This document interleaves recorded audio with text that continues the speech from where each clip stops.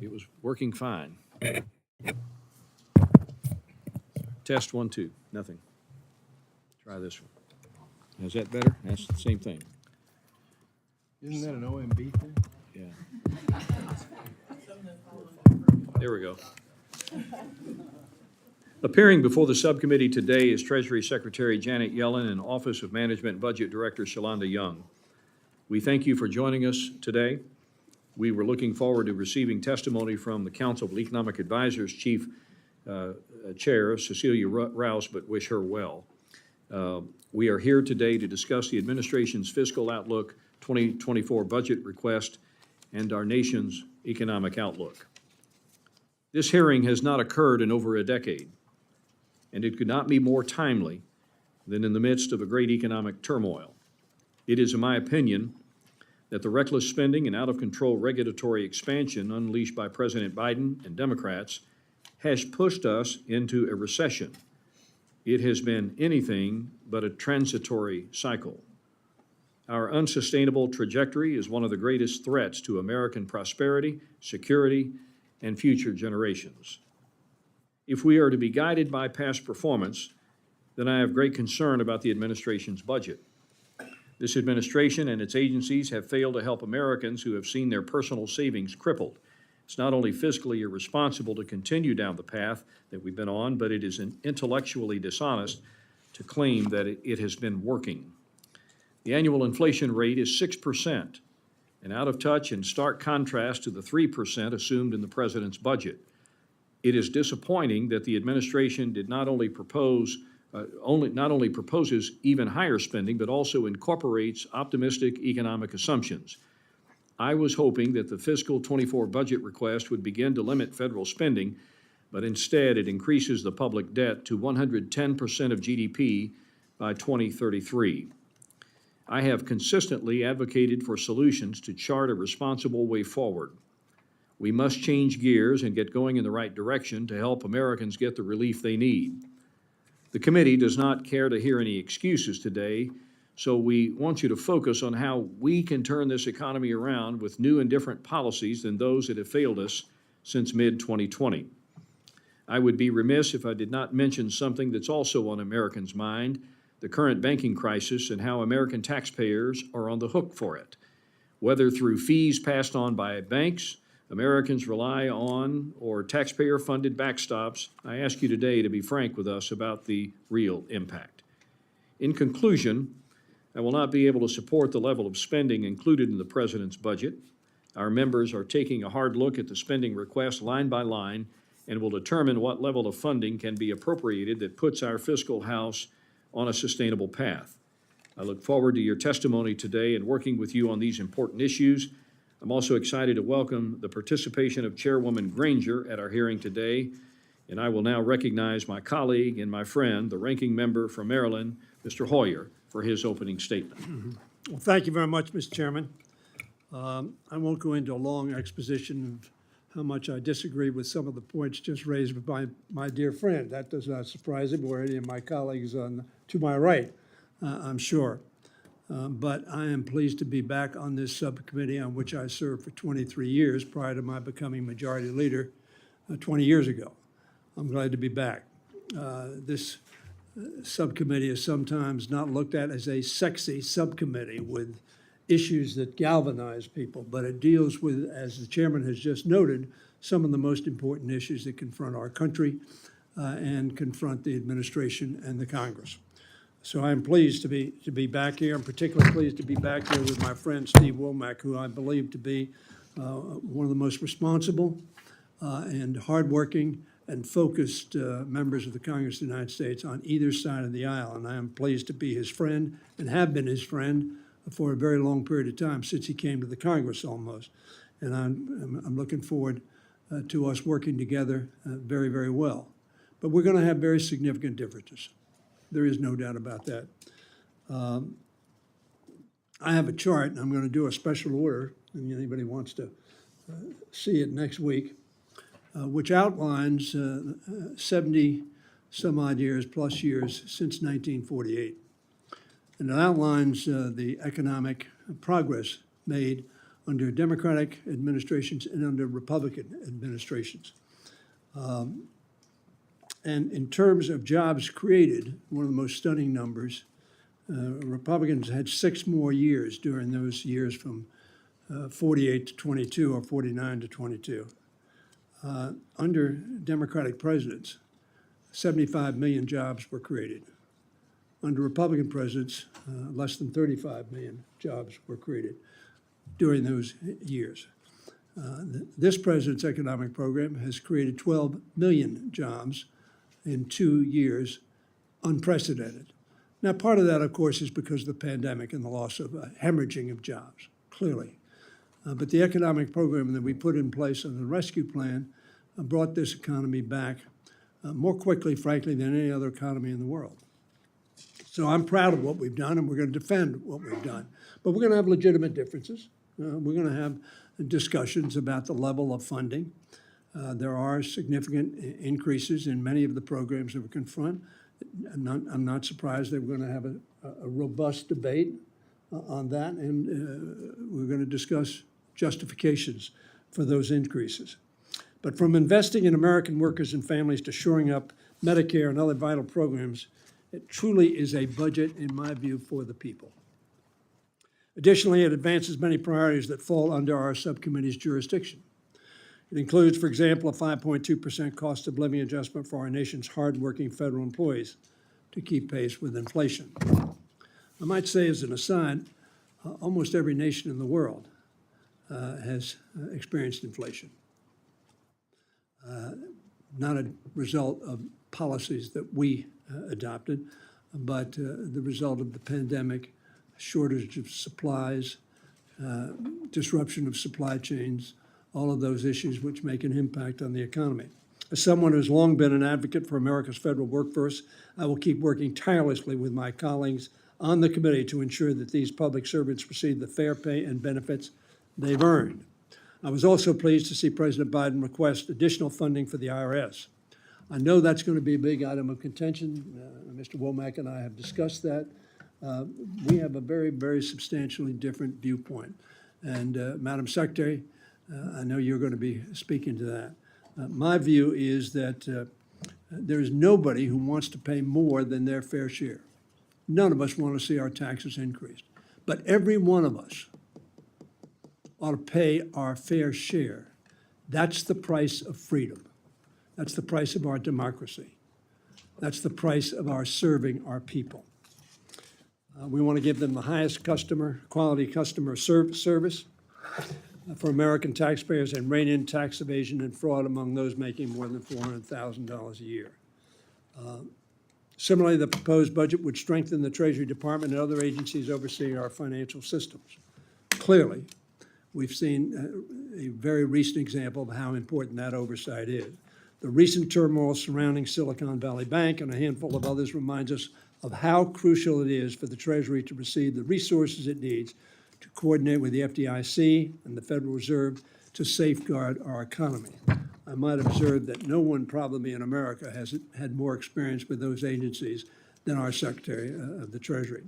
Our subcommittee must see to it that the Treasury is fully equipped to tackle these challenges quickly and effectively. The budget also includes robust funding for our election infrastructure, including the Election Assistance Commission. I'm proud to be the author of that commission.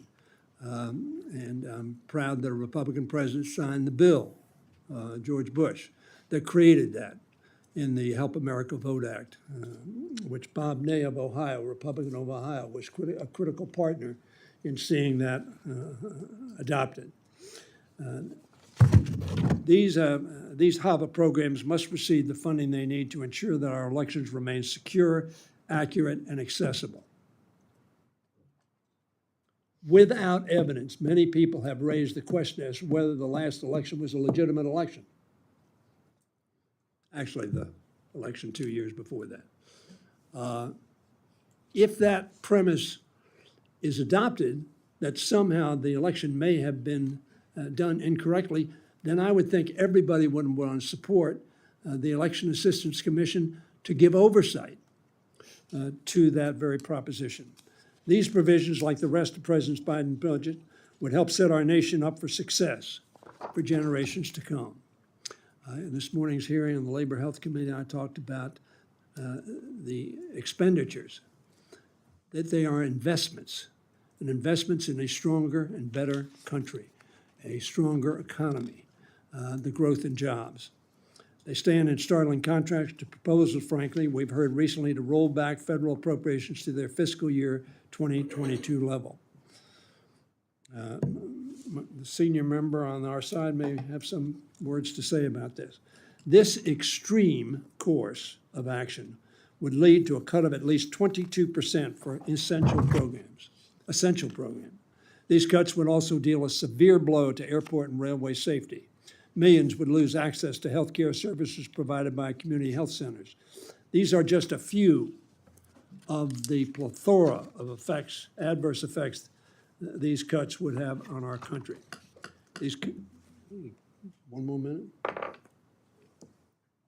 I'm going to yield the gentleman another minute, but I want to remind him that he does not have magic minutes in the committee like he is accustomed to in the majority. But we do need to move on. It is such a sad truth that the chairman reminds me of. I miss the magic minute more than I miss any other perk in being majority leader. And I had that for a long period of time, so I've just become accustomed to it, Mr. Chairman. I'm glad that you'll discipline me properly. It's not fair to put that immense burden on the American people, those cuts. Instead, we must make sure that Americans have the resources, opportunities, and support they need to get ahead. I think this budget is subject to oversight, as the Appropriations Committee ought to do. We're not the agent of the administration. We're the agent of the American people, as you are. And I want to say, in closing, how proud I am. I've had the opportunity and pleasure of working with Janet Yellen for many, many years. Madam Secretary, you're a credit to our country. You're a credit to this administration. And you're a credit worldwide. Thank you very much. And then Shalonda Young, all of you know Shalonda Young. Shalonda Young is one of the great resources of this country. She was a great resource to our committee. She's now a great resource to the Biden administration. But much more than that, she is a great resource to the country. Thank you very much, Shalonda. And I hope Charlie's doing well. Thank you, Mr. Chairman. I yield back. Time that I did not have. The magic 8 words from Steny Hoyer. I yield back the balance of my time. I'd like now to take this time to recognize the Honorable Chairwoman of the full committee of the Appropriations Committee, Ms. Granger, for her opening remarks. Thank you very much. Thank you, Chairman, for yielding. And I'd like to give a especially warm welcome to Shalonda Young, who I've known since she was the staff director of this committee. And Ms. Yellen, who's here and always speaks so well. So I thank you both for being here. Shalonda's a very tough negotiator, but she does. But she gets what she asks for, and she does it really well. We're here today to discuss the administration's fiscal year 2024 budget request and our nation's economic outlook. This is an extremely important topic, and I want to thank the subcommittee chair, Steve, for calling us all together. During the State of the Union address, President Biden said the economy is strong. However, I think the numbers tell a very different story. The American people are struggling to make ends meet because of high inflation. Everyday items such as gas and groceries still cost too much. I look closer at the economic situation. When I do that, there's a cause for alarm. The Congressional Budget Office recently said if current policies continue, more than $20 trillion will be added to our debt over the next 10 years. This leads me to believe that something has to change. We can't afford to continue down this path. Instead of reining in spending, the president's budget proposes that more money be spent on unnecessary programs. It's not clear to me how this plan would get the high prices and high debt we're currently experiencing under control. While I have concerns about the proposal, I think it's important to have an honest conversation about these issues so we can begin to find common ground. Secretary Yellen and Director Young, we look forward to hearing from you. Thank you. We're also delighted to have the distinguished ranking member of the full Appropriations Committee, Ms. DeLauro, and you're welcome to give your opening remarks, ma'am. Thank you. Thank you very, very much, Mr. Chairman, and to you and to the ranking member. Thank you for hosting this important hearing. Delighted to welcome our guests today, Secretary Yellen and Director Young, both of whom I've had the honor, as many of you have, of working with over the years. And thank you, Madam Secretary. And with regard to Shalonda, worked with her when I was ranking member on Labor Age. But when I got to be the chair of a committee, she only spent a very few weeks before she was just, snatched away by the White House. But in both iterations, it's a delight and pleasure to work with you, and thank you for the great job you both do. Like the Appropriations Committee, the Office of Management and Budget and the Department of Treasury touch every corner of our nation and impact people at every stage of their lives. OMB, by preparing the budget request and then distributing funding bills after enactment. Treasury, by paying the nation's bills and collecting our revenue. You directly impact the government programs and services that our communities rely on and help us to create jobs, lower costs for families, improve public safety, support small businesses, and strengthen economic opportunity. This committee knows this well because over the past 2 years, with support from you and Democrats and Republicans in both the House and the Senate, we passed and we enacted government funding bills that reversed decades of underinvestment while lowering drug and energy costs, creating jobs, supporting our police, making our nation and our communities safer. To continue this critical work, President Biden's 2024 budget allows for vital increases in investments in the programs and services that hardworking people, small businesses, communities in need rely on. And with an increase in taxes on big corporations, President Biden is proposing a plan that rewards work, not wealth. I know that this budget blueprint would not be possible without the tireless and dedicated work of the staff in your agencies that adapt and respond to the economic challenges of the day. Secretary Yellen, I'm glad to see a request for increased funding to the Department of Treasury. I look forward to discussing how this will ensure that wealthy and large corporations pay their taxes, improve taxpayer experience, increase equity through community development, job creation, combat money laundering, helping to implement a new outbound investment review program, and support sanctions activity related to the war in Ukraine. Look forward to discussing the request and to reviewing the President's full request in the coming weeks. Secretary Yellen, I just have to say a thank you, and I'll be for all of the work, your work and the department's work on the child tax credit. We would not have been able to implement the child tax credit without the Treasury and without the IRS. You distributed $93 billion to families of approximately 61 million children around this country in 5 months. 4 million children lifted out of poverty, the largest decrease in child poverty in history, and the largest tax cut for working families in generations. I have not seen a federal program that has such a profound effect in such a short period of time and has worked in such a short period of time. I believe it is really an essential tool to fight rising costs and bring people and families to financial stability. I just have to mention that, as Mr. Hoyer mentioned, I am worried about the House Republicans' leadership, the reported proposal to cut 2024 discretionary spending back to the 2022 levels. I've received responses to most of my letters to cabinet secretaries and to senior leaders outlining the dangers posed to the American people if the cuts were enacted. The numbers are really horrifying. Cuts cause irreparable damage to communities, gut programs that every single American relies on. The proposal, in my view, are unrealistic, not sustainable, and put people at risk. So I look forward to discussing this with our witnesses today. During the weeks to come, I will continue to work with my colleagues in both chambers on both sides of the aisle to pass final funding bills. We did. We passed final funding bills. For 2 years in a row, we did that with help with both sides of the aisle and with both houses. So we can't, no member, no senator, no party, no chamber can do it on its own. So thank you for being witnesses here today, for your testimony. It could not be more timely. And again, I want to say thank you to Chairman Womack and to Ranking Member Hoyer. Thank you, Ms. DeLauro. It's time now to hear our testimony today. Let me remind both witnesses that your prepared statements will be entered into the record, and you will each be given 5 minutes to summarize your opening statements for the benefit of the committee. And with that, Madam Secretary, I invite your testimony, and you are now recognized. Thank you very much for being here. Thank you, Chairman Womack and Ranking Member Hoyer. Thank you for inviting me to join you today. And I'd also like to thank you for your leadership of this subcommittee and support of the Treasury Department.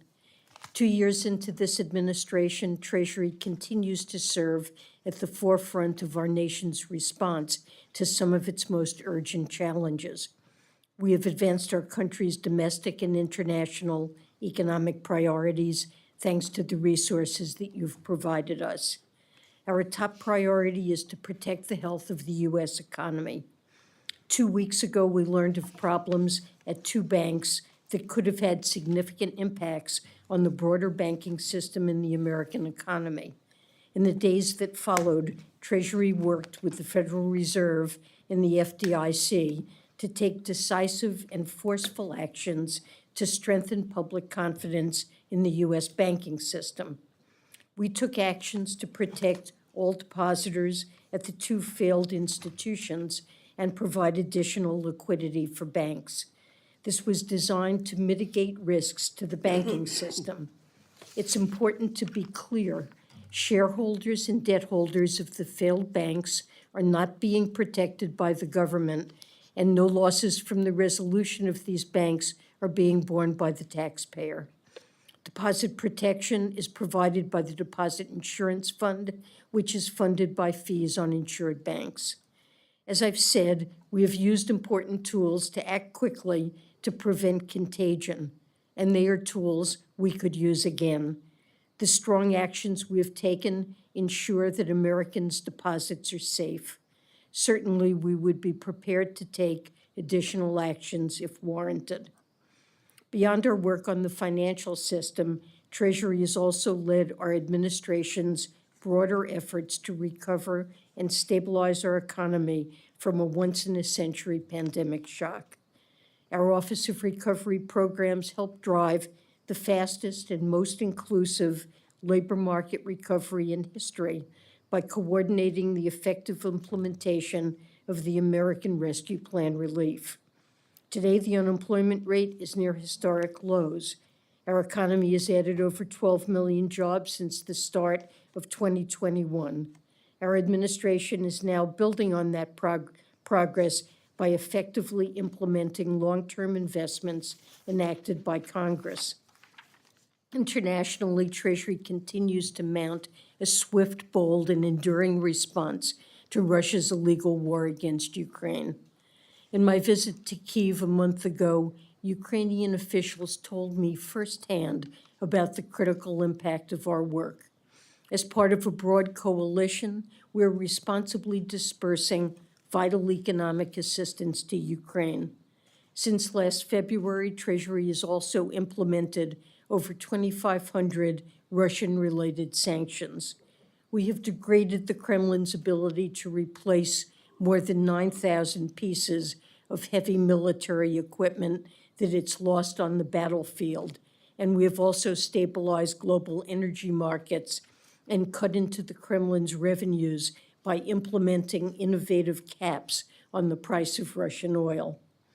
The President's fiscal year 2024 budget requests the necessary resources to continue advancing our nation's priorities. I will highlight 3 imperatives. First, the budget requests $14 billion in discretionary resources for the IRS. For too long, the IRS has been woefully underfunded. We're changing that. Our budget request provides steady-state operational funding that will allow taxpayers to receive the best service possible. It will complement the one-time long-term investment in the IRS from the Inflation Reduction Act. We've already seen our investments pay off. For example, the IRS has answered 1 million more phone calls during this filing season than at this time last year, and now is the time to build on this progress. Second, our budget request shores up our capacity to respond to Russia's immoral war and advance other national security priorities. It includes $244 million for the Office of Terrorism and Financial Intelligence to continue to administer, enforce, and modernize our sanctions regime. It also allows the office to expand financial intelligence and sanctions-related economic analysis. Further, the budget requests $229 million for FinCEN to support its efforts to address deficiencies that illicit actors exploit to evade scrutiny. Third, this request enables us to continue our work to bolster the long-term foundations of the American economy. We are requesting $332 million for Treasury's departmental offices, which craft and implement policies to advance our economic priorities and coordinate government-wide efforts to promote financial stability and growth. We're also asking for an increase for the Community Development Financial Institutions Fund, which expands credit and financial support to historically underserved communities. I want to end by thanking the men and women of the Treasury Department for their service. Their dedication and commitment inspire me every day, and I could not be prouder to call them my colleagues. With that, I'm happy to take your questions. Thank you, Madam Secretary. Madam Director, Ms. Yolanda Young, the time is yours. You'll be happy to know I cut back. No need to repeat some of the things the Treasury Secretary touched on, but thank you for having me here today. I don't think you see many witnesses who are happy to come and do this, but when one returns home, it is a very happy day for me to get to come and do this, and I still pinch myself, and really because I get to sit next to Secretary of the Treasury, Janet Yellen. So thank you for having me. President Biden came into this office with a very clear plan, and you've heard him talk about this, to grow not from the top down, but from the middle out and the bottom up. Over the past 2 years, in the face of significant challenges, that strategy has produced historic results for the American people. You heard the Secretary of Treasury talk about the strong labor market, and the President's economic plan promotes workers, has fueled a manufacturing boom, close to 800,000 jobs in manufacturing added back, and is strengthening parts of the country that have long been left behind.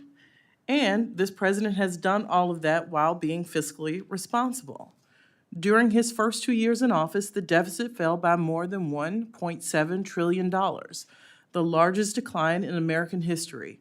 And the Inflation Reduction Act will reduce the deficit by hundreds of billions more over the next decade. The president's 2024 budget details a blueprint to build on this progress and finish the job. It's built around 4 key values, because budgets are values: investing in the American people, lowering costs for families, protecting and strengthening Social Security and Medicare, and reducing the deficit.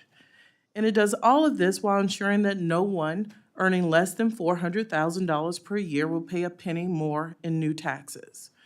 The budget more than fully pays for its investments, cutting deficits by nearly $3 trillion over the next decade by asking the wealthy and large corporations to begin to pay their fair share and cutting wasteful spending to special interests.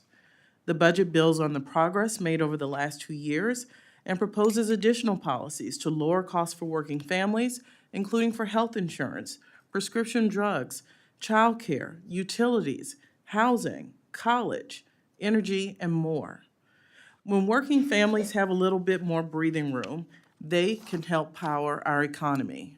The president believes that Social Security and Medicare are more than just programs. They are promises we have made to generations of America's seniors. The budget keeps that promise, protecting and strengthening these programs without cutting benefits for our seniors that have paid into these programs their entire working lives. It also invests in America and working families by bolstering manufacturing, making our communities safer, providing paid leave, supporting research in cancer, delivering for our veterans, cutting taxes for families with children, and more. These investments will pay dividends for decades to come, and in what will be a decisive decade for America and the world.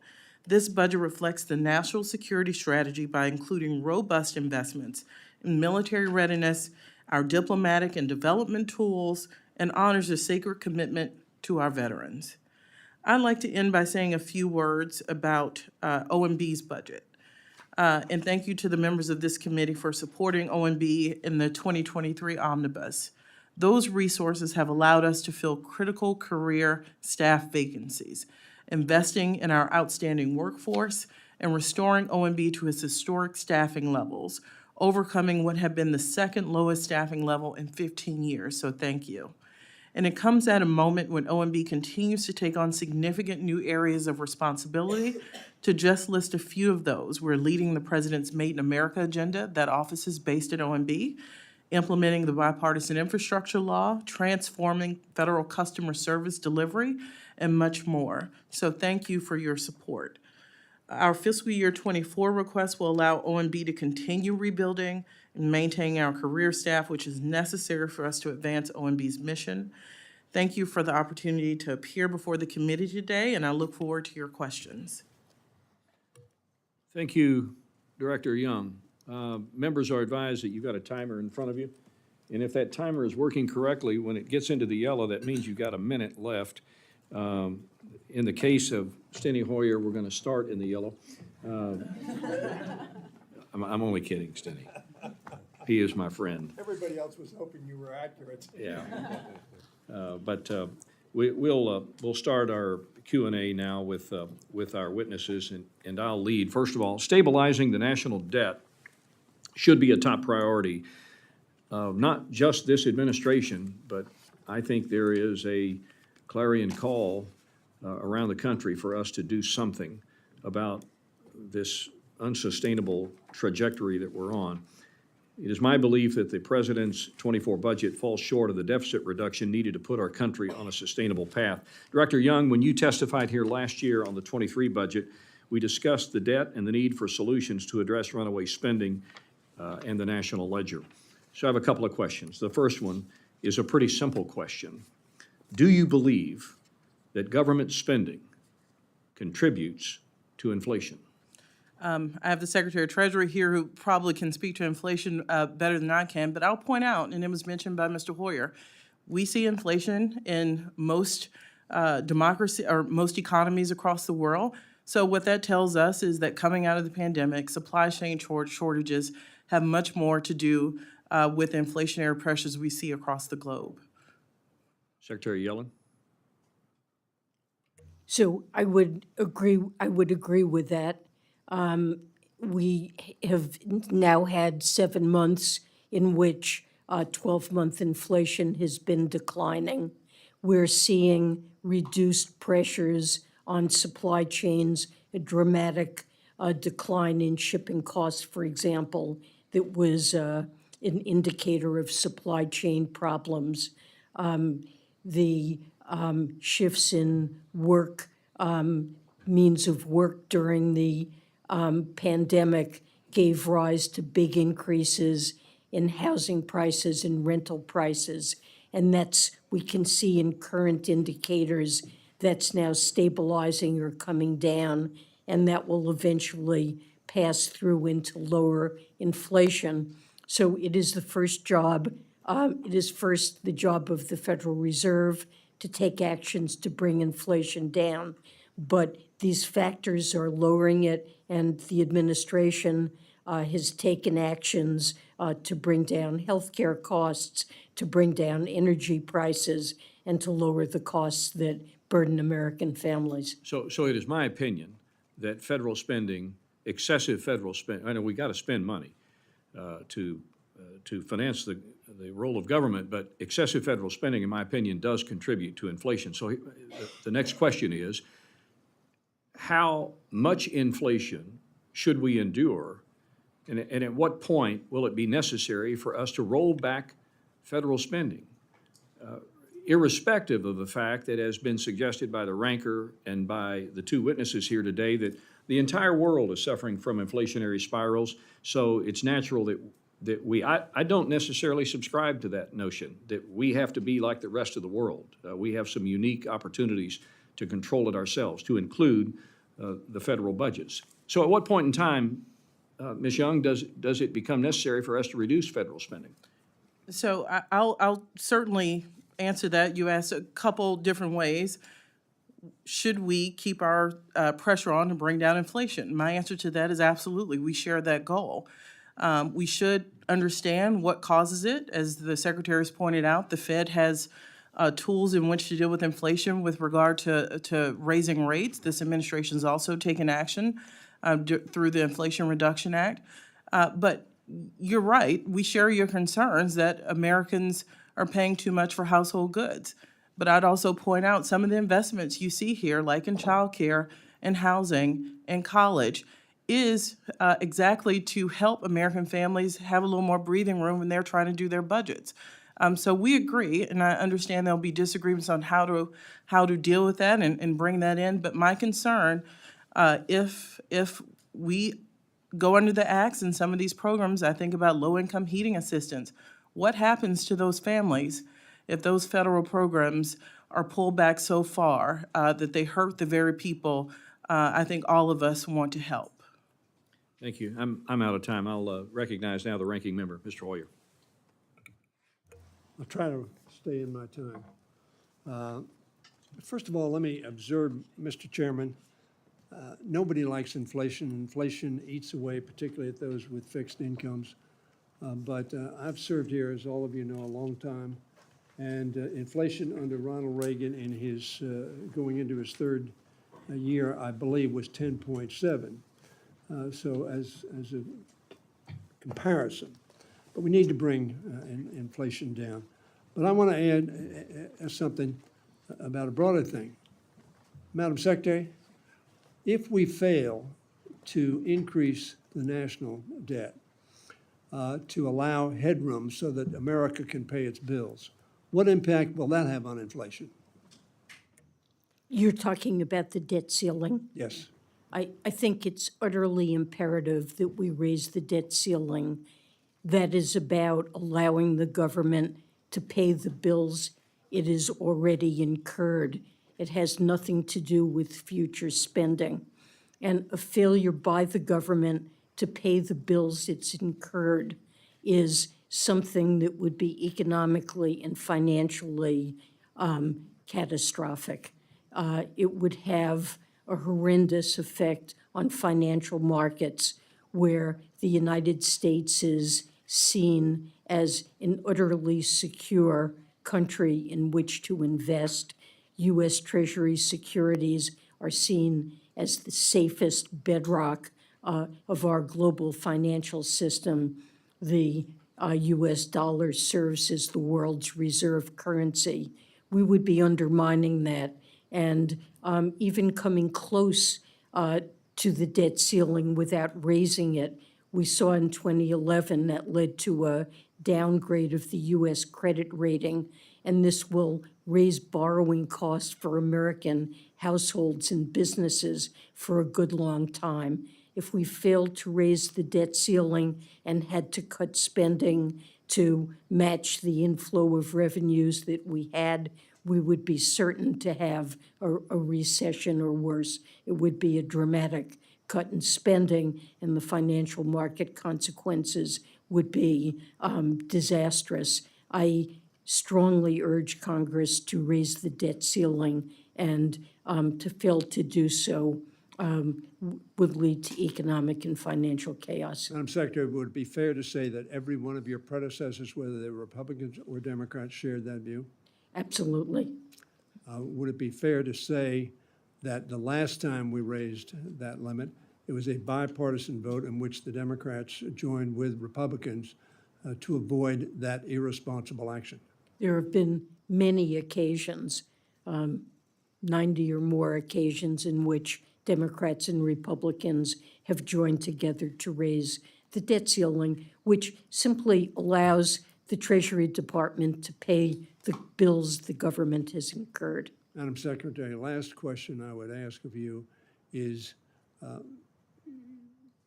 We passed an 80 billion or 87 billion increase in the Treasury, in the IRS budget in the Inflation Reduction Act. That was to get them back to a position they had been over a decade ago, while the population of our country has substantially increased and the complexity of our tax system has increased. The proposition was made that we had done so that there would be armed guards at everybody's doorstep demanding that they pay their taxes. Everybody ought to pay their fair share, but no more than their fair share. Would you comment on what we need to do with IRS? You mentioned it in your statement, but elaborate on what the consequences of cutting that increase to get them to a level where they can service the American people. So the IRS needs both discretionary appropriations that are adequate to service a base level of spending on an ongoing basis. And that budget for ongoing expenditures has fallen by 20% in real terms just between 2011 and 2019. The staffing levels at the IRS are at 1970 levels, in spite of the fact that our GDP has risen enormously since that time, and the need for staffing has increased. The consequence of that has been a tax gap that over a decade is estimated at $6 or $7 trillion. Those are taxes due, but not paid. And the money that we spend on the IRS, both discretionary and mandatory, contributes to lowering the deficit because it enables more tax collections. And importantly, it's also a question of service to the American people, of do they get the phone calls they make answered. I promised that with this additional funding, this tax season, the IRS response rate would be, in customer service, would reach 85% from a level under 20% last year. And so far, IRS is meeting that. So Americans can see, as they have contact with the IRS, that the IRS is going to be servicing their needs. And the money that was allocated for mandatory spending over the next decade will serve to modernize the IRS and transform it into a modern agency that will work with businesses, work with households, make it easy for them to pay their taxes. Thank you, Madam Thank you. Secretary. My time is long expired. Thank you. Mr. Amadei. Thank you, Mr. Chairman, and I also want to say that I'd like to take up something with the ranking member offline, but I was told this committee was a sexy committee, and so we'll need to straighten that out before we go much further in this process. I'm new to it at this range. Maybe I'll find out differently. We'd be happy to put you through the new charm school. Thank you, sir. Madam Secretary, can you tell me how much the IRS budget was increased in this last budget cycle?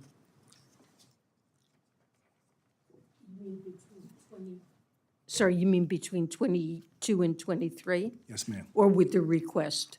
No, between 22 and 23, the budget you're operating now, how does it compare to the budget that you were operating with the year before, if you know generally? And you can get back to me later, but. There was a 100 million decrease. Okay, and so can you tell me if you have an opinion on what the IRS's reputation is amongst the country? Have you done any polling or anything like that to see what generally taxpayers think, middle, wealthy people, bottom, I mean, are they kind of like the National Park Service? Are they a little different? What do you think their impression is? Well, it's extremely negative because the IRS has been starved for resources. And so there So are that's what you would- insufficient I don't mean to people. cut you off, but I've got even less time than the ranking member does. So you think it's resource-related that they have Absolutely. a bad reputation? It's nothing to do with historical culture in the agency or anything like that? The Is that your agency testimony? has been resource starved, and it's not been able to invest in the kind of technology that makes it. Is it your testimony that you think it's because of resource starvation that the IRS has a alleged reputation amongst taxpayers in this country? Is that your testimony? Is it because they were starved of resources in order to have a better reputation?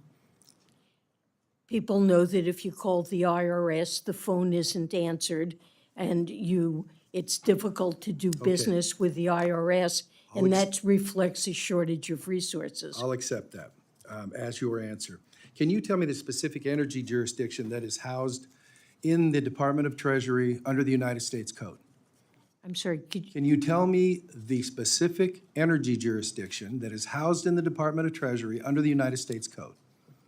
energy jurisdiction? Yes, ma'am.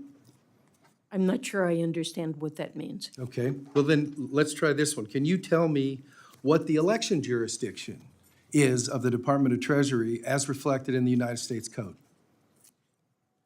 And I'm just going off the statements that were made earlier, ma'am, about, I mean, they were wide-ranging as well they could. I'm just looking for specific jurisdiction in existing statute for energy policy from the Department of Treasury, from elections policy from the Department of Treasury. Well, with respect to energy policy, for example, our Office of Tax Policy has responsibility for writing the regulations to implement all of the clean energy tax credits that are part of the Inflation Reduction Act and earlier. So that's, do you collaborate with anybody like the Department of Energy or anything, or is that all Treasury's bailiwick when you're writing those regulations? We certainly collaborate with the Department of Energy and other agencies that have expertise in this area. Okay? And I was listening, and I understand how important programs like childcare or low-income energy assistance, those are all good things. Is there any analysis that takes place? Because unfortunately, a lot of this is multitasking, and some of it, quite frankly, is value judgments. But when you talk about, we've got to continue the child care tax credit, and we've got to continue low energy, is there any analysis that takes place in terms of trying to find a sweet spot between what that costs and what is unfunded in the context of the debt? It's okay if I take it. Yes, ma'am. This is where I say we have disagreements, but this president believes it's incredibly important. If we put proposals forward like the child tax credit, we should pay for those. And I get that. I'm just saying, we don't have the luxury as the Budget Committee, not the Budget Committee formal, but the Funding Committee, to say, we're not going to make this competitive in any way, shape, or form with other federal spending, whether it be deficit spending or paid for by some revenue stream. So am I correct that the testimony is, we don't evaluate what that does in the context of the overall appropriations bill? Those things are untouchable in terms of a budget request? So I spent 3.5 hours with our colleagues at House Budget, who look at both sides of the ledger, discretionary and mandatory revenues. Yeah, but Shalonda, that's a B committee. Don't make me do that. I really like I would- Chairman Arrington. I Don't do withdraw that the- to me. I withdraw the comment. But that is the committee, and as the former chairman of the Budget Committee sits there, we know jurisdiction in Congress are complicated, but what budget does bring to the table is we look at spending, revenue, all of those things in one place and see how our fiscal house is doing. Thank you, and because I do not want to follow in the esteemed ranking member of the committee's footsteps, I'll yield back, even though I have no time to yield back. Thank you, Mr. Amadei. I was about to have his words taken down about this comment about Budget Committee. Now, that's just, that was unacceptable. Who's, me? Ms. DeLauro? Ms. DeLauro, you're recognized. Thank you very much. Thank you. Thank you very much, Mr. Chairman. Just make one quick point. Mr. Amadei's point, there was never any connection made in the past about what contributed to the deficit in terms of $1.7 trillion in a tax cut to the richest 1/10 of 1% of the people in this country and to the biggest corporations who pay no tax. With that, Director Young. let me, give us an idea of the real impacts of the cuts that are being proposed with regard to using 2022 numbers to the 2024 budget. Describe the human consequences: children, families, seniors, veterans, and millions of people across the country. Ms. DeLauro, you asked the administration, you sent letters, we got the responded to letters. those, and I'll highlight a few things we Okay. let you know in letter form in response. We're concerned with budget cuts that would take us back, that we'd lose 11,000 FBI personnel, that we'd lose 400 local law enforcement through cutting back on state and local grants as Department of So we Justice. defund the police. Go ahead. We are concerned that 11,000 fewer rail safety inspections would happen, 30,000 fewer miles of track inspected, shutdown of 125 air traffic control towers, TSA wait times go up because fewer people, Pell Grants for 80,000 students would be eliminated, and reducing the maximum award by $1,000. Go on So and on and on. there are a lot of examples, and we highlighted many of those in response to your letters. Thank you, and I thank you for helping me to get those responses. Have you heard either Director Young or Secretary Yellen, have my colleagues on the other side of the aisle made any similar requests for information about the impact of the cuts that they intend to try to make? Well, I certainly don't monitor everyone who they call. If you're asking, have I entered into this dialogue, not specifically about these cuts? So we haven't heard from the other side in terms of the implication of the cuts. Let me move to you, Secretary Yellen, because I want to try to keep to the amount of time I have, Mr. Chair. I appreciate your partnership on the outbound investment review. Pleased that you, Commerce, et cetera, requested $60 million. This is a mechanism through executive order that review and look at the outflow of U.S. capital and what effect that would have on our supply chains, our economy overall. And so it's my understanding that the executive order will look at artificial intelligence, quantum computing, and semiconductors. As you know, I want to make this stronger. I've tried to look at that we ought to include in this large capacity batteries, critical minerals, active pharmaceutical ingredients, and that's why I've introduced the National Critical Capabilities Defense Act, which I might add is bipartisan, both in the House and in the Senate. How will the potential executive order on outbound investment include or add sectors outside of those that will be originally outlined by the administration? What is your plan to expand and modify the executive order going forward? So we're working on this order and trying to determine exactly what it should cover. We have been focused on the most sensitive technologies and sectors that are critical to our national security. We think it's important to work with other countries to make these restrictions effective, and these are areas where I think we have the greatest chance of working collaboratively with our partners. But we're certainly open to engaging with you to discuss what the right coverage is. Would look forward to conversations there. I would say around supply chain issues, there are many initiatives underway to strengthen our supply chains. That is a very important focus of the Inflation Reduction Act when it comes to batteries, clean energy, and reducing our dependence on China, for example, where many of the critical minerals. So we are taking a range of actions on those critical issues. I would just In add any one event. with regard to active pharmaceutical ingredients. Let me just put it in real terms. We hit a pandemic where we found that the active pharmaceutical ingredients in drugs effort were not manufactured in the U.S., but manufactured in China or in India. We need to bring that back. I think supply chain issues are critically important. I thank you both very, very much for your work. And thank you, Mr. Chairman. Mr. Joyce? Thank you, Mr. Chairman.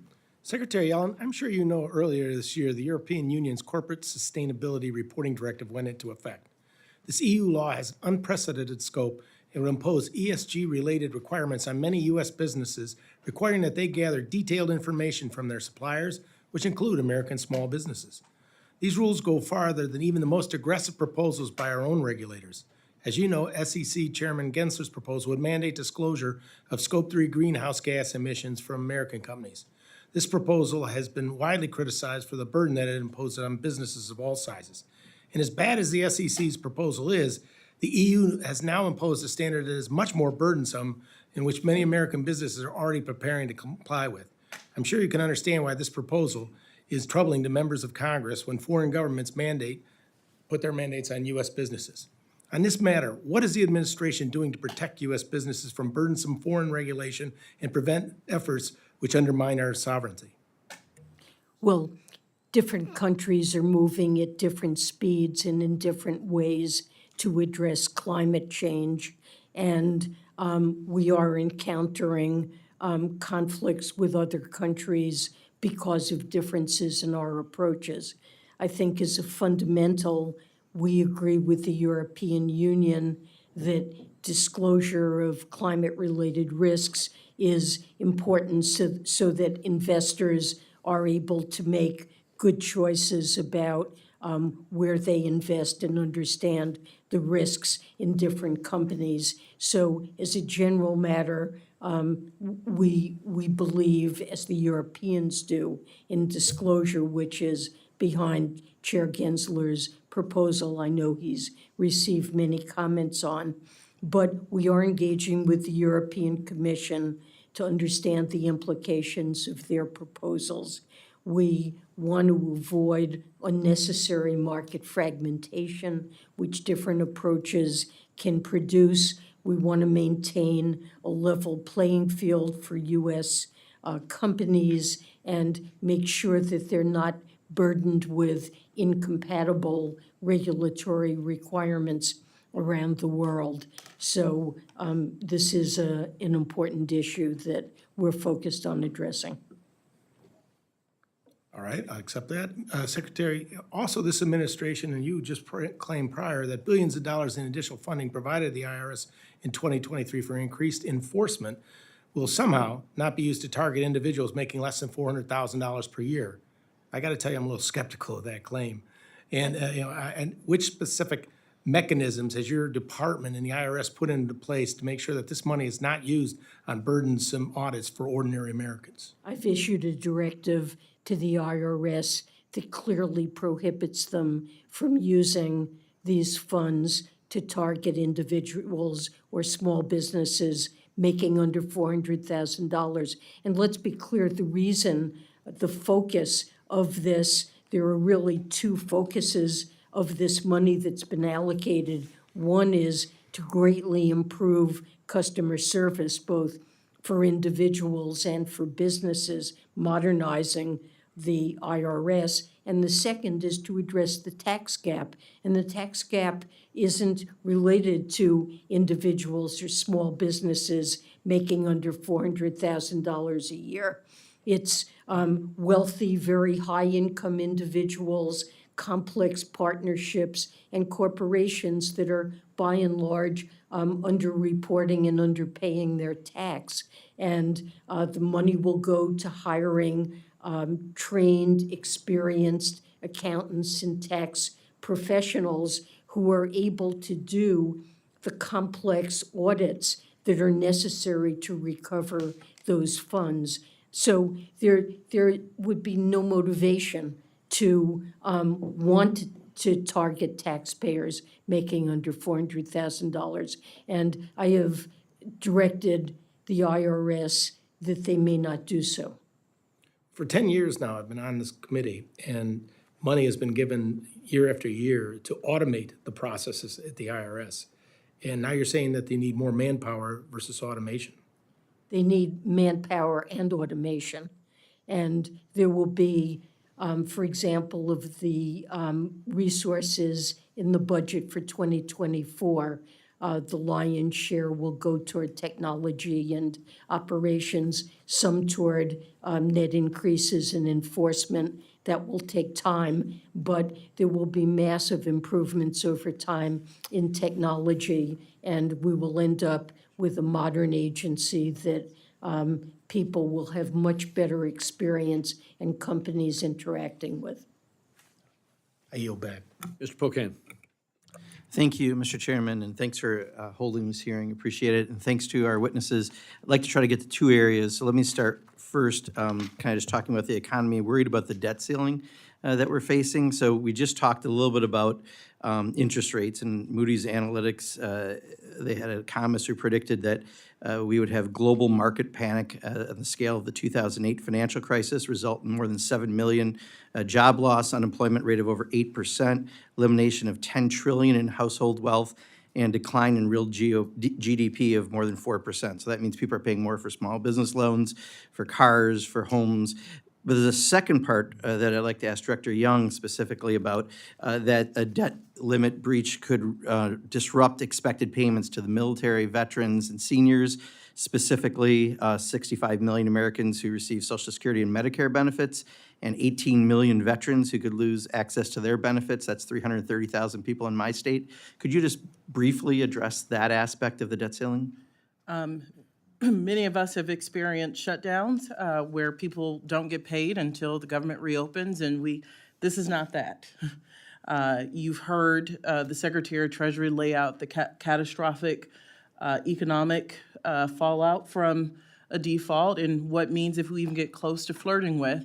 But it also means those people who have payments, like our military, like our veterans, like our seniors who are on Social Security and Medicare, we will know the revenues we have as Treasury processes those. So we cannot guarantee what gets paid, and it will be a very chaotic situation where those who rely on the government for salaries and services, that is what default is. That means we cannot guarantee that they will receive their paychecks or the services in which many of them have paid into their entire lives.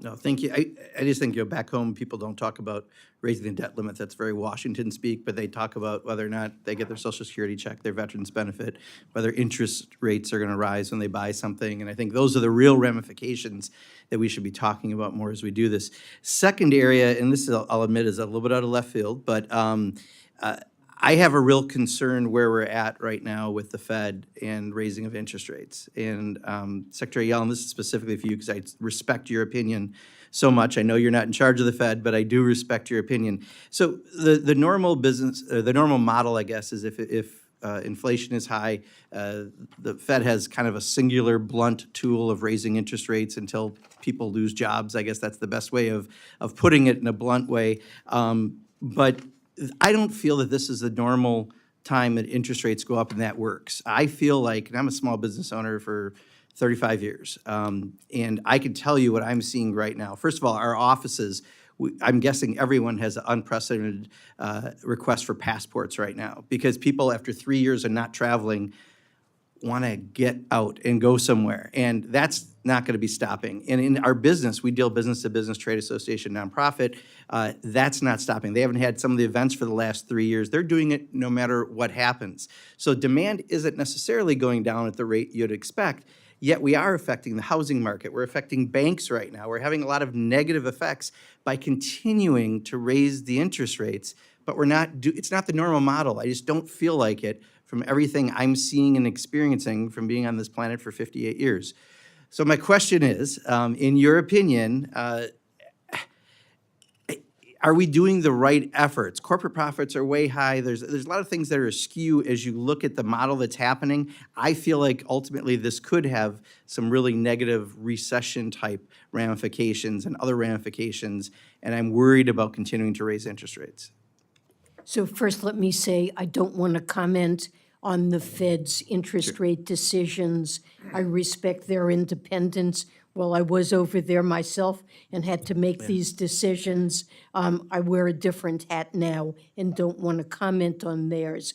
But I've long said I do believe there is a path by which we can maintain a strong labor market and also bring down inflation. And I believe that's the path that the Fed would ideally like to follow. The labor market at the moment is extremely tight. There are roughly 2 vacancies for every person looking for a job. And that pressure is, it's certainly not the only factor involved in inflation, but it's contributing to inflation, particularly in services. So while some inflation is coming down because of supply chain reasons and impact of Russia's war on Ukraine, the Fed is concerned that they need to relieve some of that pressure. That doesn't mean we have to have a recession. I would admit that it is a risk whenever monetary policy is being tightened, but I believe that there is a path that will bring it down without really damaging the labor market, and that's what I hope we will see. I appreciate it. Yield back, Mr. Chairman. Thank you. Mr. Molinar. Thank you, Mr. Chairman. Secretary Yellen, Director Young, thanks for being here with us today.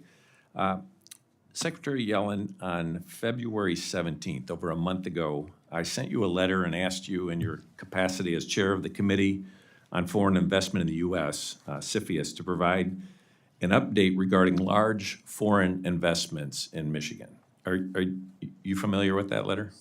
Okay. Yes, To I date, am I have familiar not with your received a letter. response. And my constituents want to know that you're reviewing investments that could pose a possible risk to our country and are doing it in a timely manner. When can I expect a response to my letter regarding a CFIUS review? I apologize that we haven't responded and promise that we will do so quickly. But I do want you to know that in the work we do in chairing CFIUS, that we are very focused on evaluating foreign investments in the United States that can impose national security risks. I can't speak to whether particular transactions are or are not being reviewed by CFIUS. That's subject to strict confidentiality. But the issues that you raise in your letter are ones that CFIUS takes very seriously and is attentive to. Okay, so I understand you don't want to comment on specific situations, but can you comment on what, in your view, would constitute a risk? If a China-based company has CCP members on their boards, do you believe that company with CCP members on its board constitutes a risk in the United States if it's located here? So I don't want to make a blanket assertion about that. It certainly could. But what CFIUS does is a thorough and detailed analysis of whether or not the investment is in areas or involves technologies or things that would involve a national security risk. Okay, would a company investing in the United States, if it has in its Articles of Association a requirement for the company to set up a CCP organization and carry out party activities in accordance with the Constitution of the CCP, would you see that as a risk to the United States? Well, it certainly could be a risk. I think I would need to know a little bit more about what the activity is and what the investment is, but certainly that is something that could certainly constitute. And if a company was requiring Americans to adhere to the principles of a hostile foreign government, would that constitute a risk? Well, I think we would need to know exactly what the business is of the company and how it impacts national security, because the focus of CFIUS is really on national security, so we would have to take these concerns to national security. And if a foreign company requires its subsidiaries to promote influence and intelligence operations by foreign governments within the U.S., would that constitute a risk? Well, that certainly seems to go directly to national security. Okay. How, as the committee with responsibility for oversight, what you're telling me is this is a very important matter. Absolutely. But we don't have the information on how many CFIUS reviews are being conducted, which priority projects are being looked at. When communities or states are looking at different projects, how do they know how to make their decision? You'd said earlier how transparency is very important in making decisions, and I agree with that. What guidelines do you have for communication on this? I can have my staff get back to you and give you more detail on this, and they may be able to offer briefings without going into details about specifics that could be helpful. And I think it's simply because, you know, and I noticed and I appreciated your comments about Russia, the situation in Ukraine. You mentioned China recently. Obviously, there's a, you know, new select committee on China. I happen to be part of that, as others do. And you know, in looking at that, we want to make sure we consider the threats posed by the CCP. And obviously, they're doing a lot of investments in the United States. And you're on point for this with the CFIUS reviews.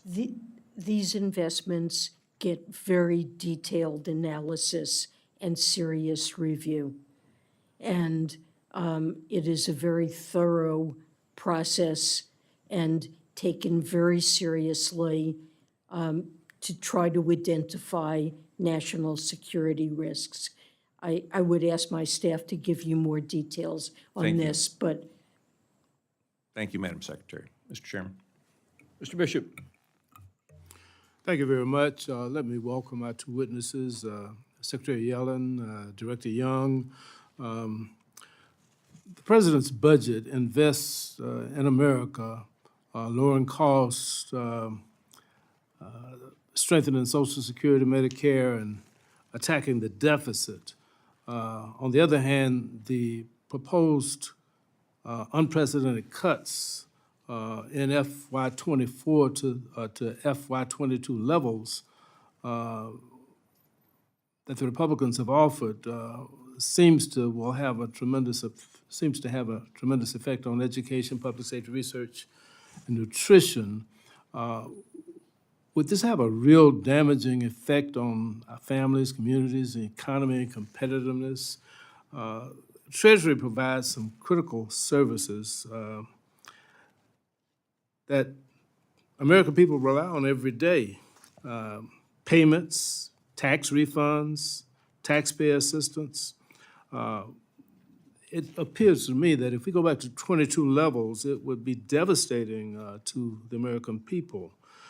Treasury is responsible for revenue collection, financial management, borrowing, and debt collection for the entire government, and promoting international economic stability. You protect the integrity of our financial system, and you combat global financial crime and corruption. And of course, it would appear that going back to 22 levels would certainly impair your ability to monitor risks to ensure an effective and unified approach to promoting financial stability as we're faced with right now.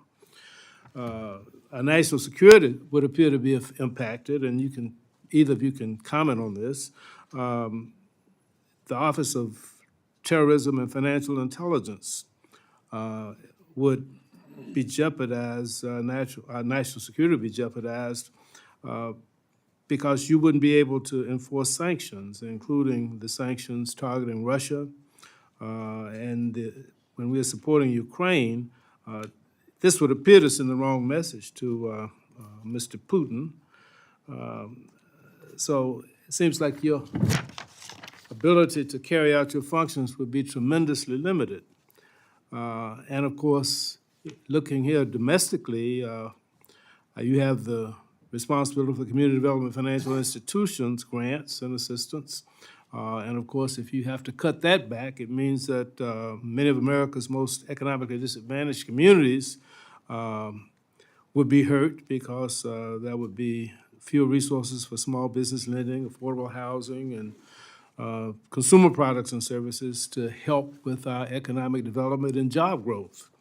It just seems as if all of this is a big problem and a step backwards. Can the two of you comment on what that really means for the American people? What the Republicans are trying to do by going back from the proposed increases that the president has offered to the 2022 levels? well, you've given an excellent list of ways in which Treasury programs would be impacted. the Internal Revenue Service, you would see we now are operating with an 85% level of customer service.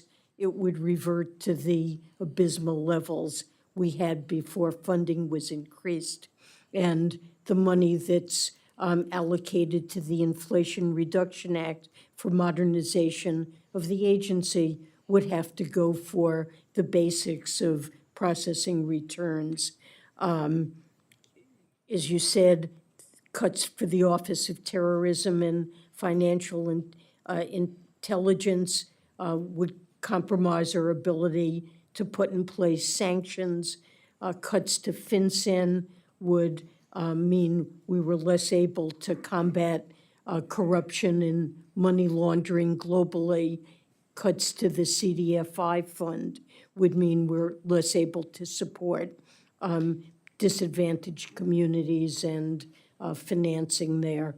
And really, these are all important ways in which Would you Treasury say would that, be that, affected. that to do that would really be to fly in the face of common sense and the protection of the American people? Yes, absolutely. And with respect to the IRS, it would be deficit increasing, not deficit reducing, because the money that we provide to the IRS has a great impact on its ability to collect taxes, and so it would be a false economy. I think my time has expired. Ms. Hinson. Thank you, Mr. Chairman. Good afternoon, ladies.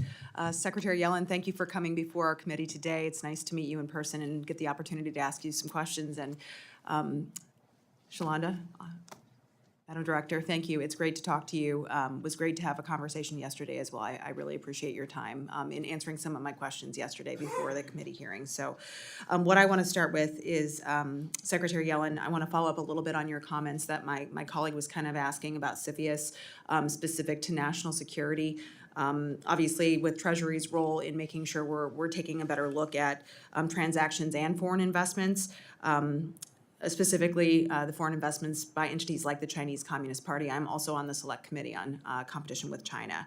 So we're working to, of course, combat their efforts to gain control over critical areas of our society.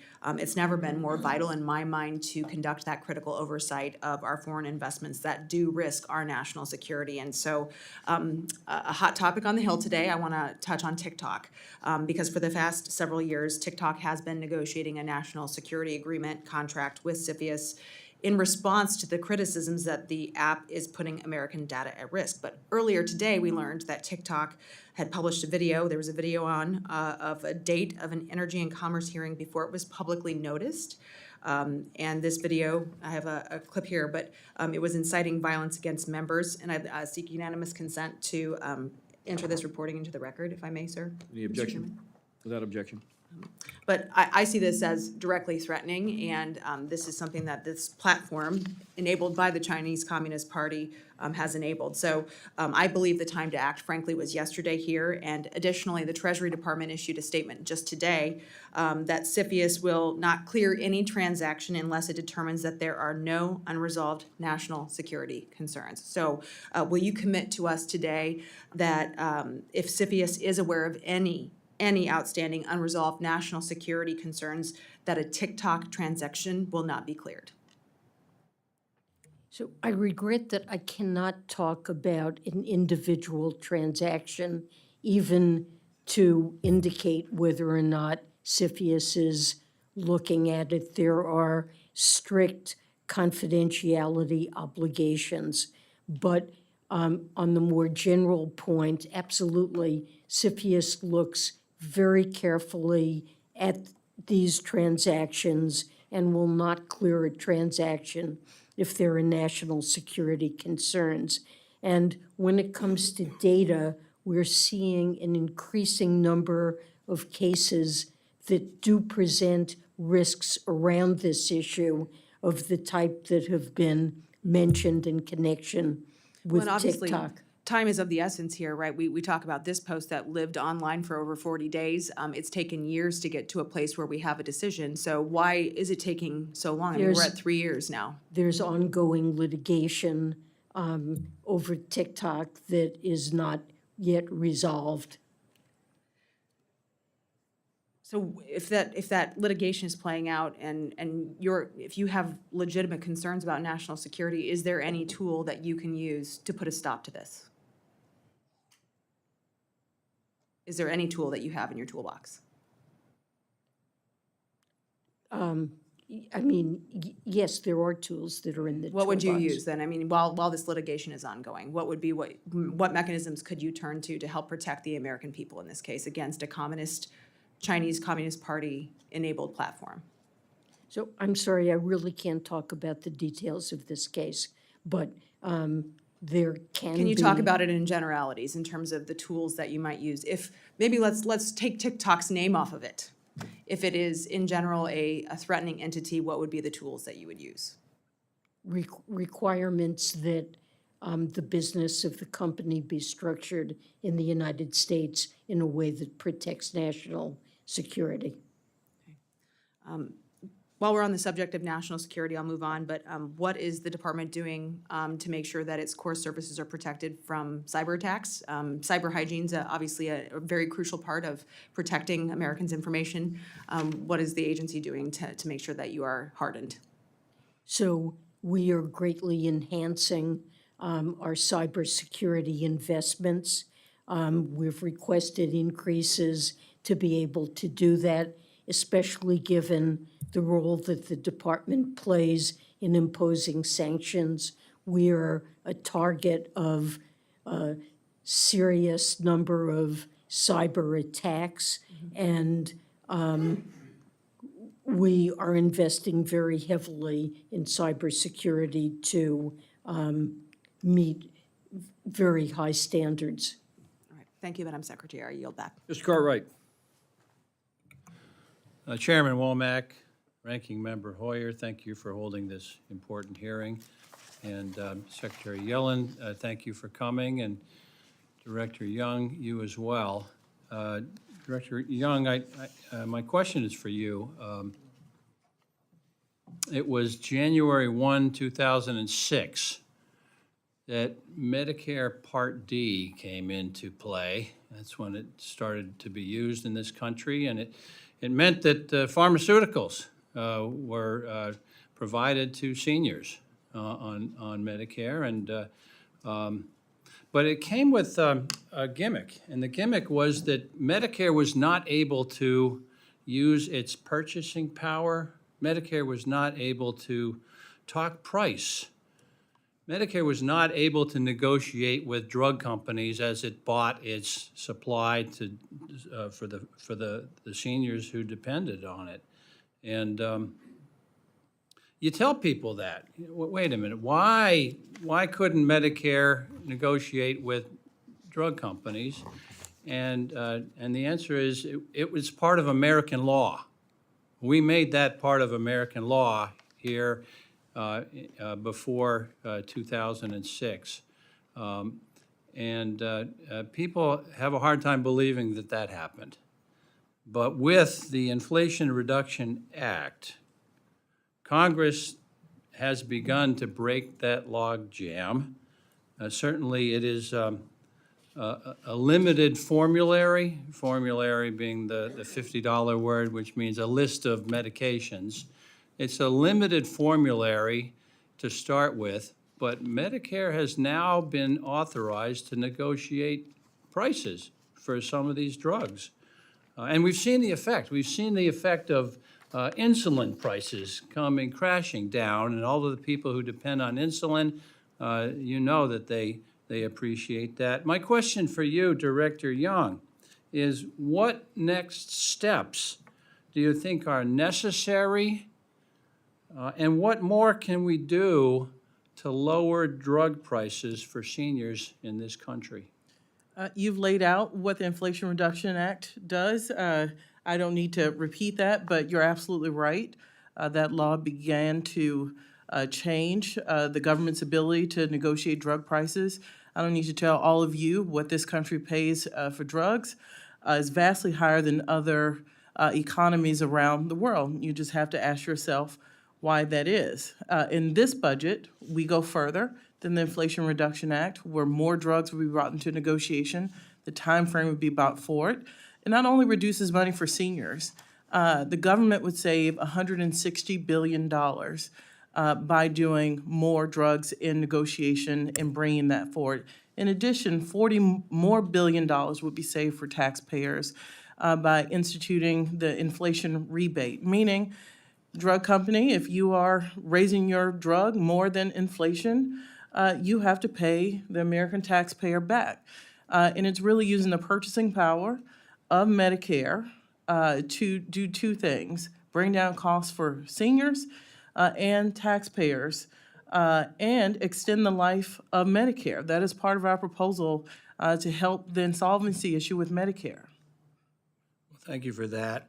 Of course, we had a State of the Union address not too long ago, and the president could not have made it clearer his commitment to ensuring the benefits provided by Social Security and Medicare. There have been voices, not everyone's voice, but there have been voices that are calling for cuts for those programs, for those insurance programs. And my question for you is, how can Congress work to reject any efforts to cut Medicare and Social Security benefits that people paid into their whole work lives and that people depend on in their seniority and in times of disability? Look, I work for the President of the United States, who's made clear that he will oppose any reductions to benefits in both the Social Security and Medicare programs. He believes, as I mentioned in my opening statement, these aren't just programs, they are promises to generations of America's seniors, like my 94-and-a-half-year-old grandmother, that all of the money they have put into the system should be available to them, and their government promised that to them, and this president will keep that promise. Well, I thank you both for appearing this afternoon, and I yield back, Mr. Chairman. Mr. Carl. Oh, thank you, Secretary Yellen and Director Young. Thank you for being here and being able to speak in front of the committee.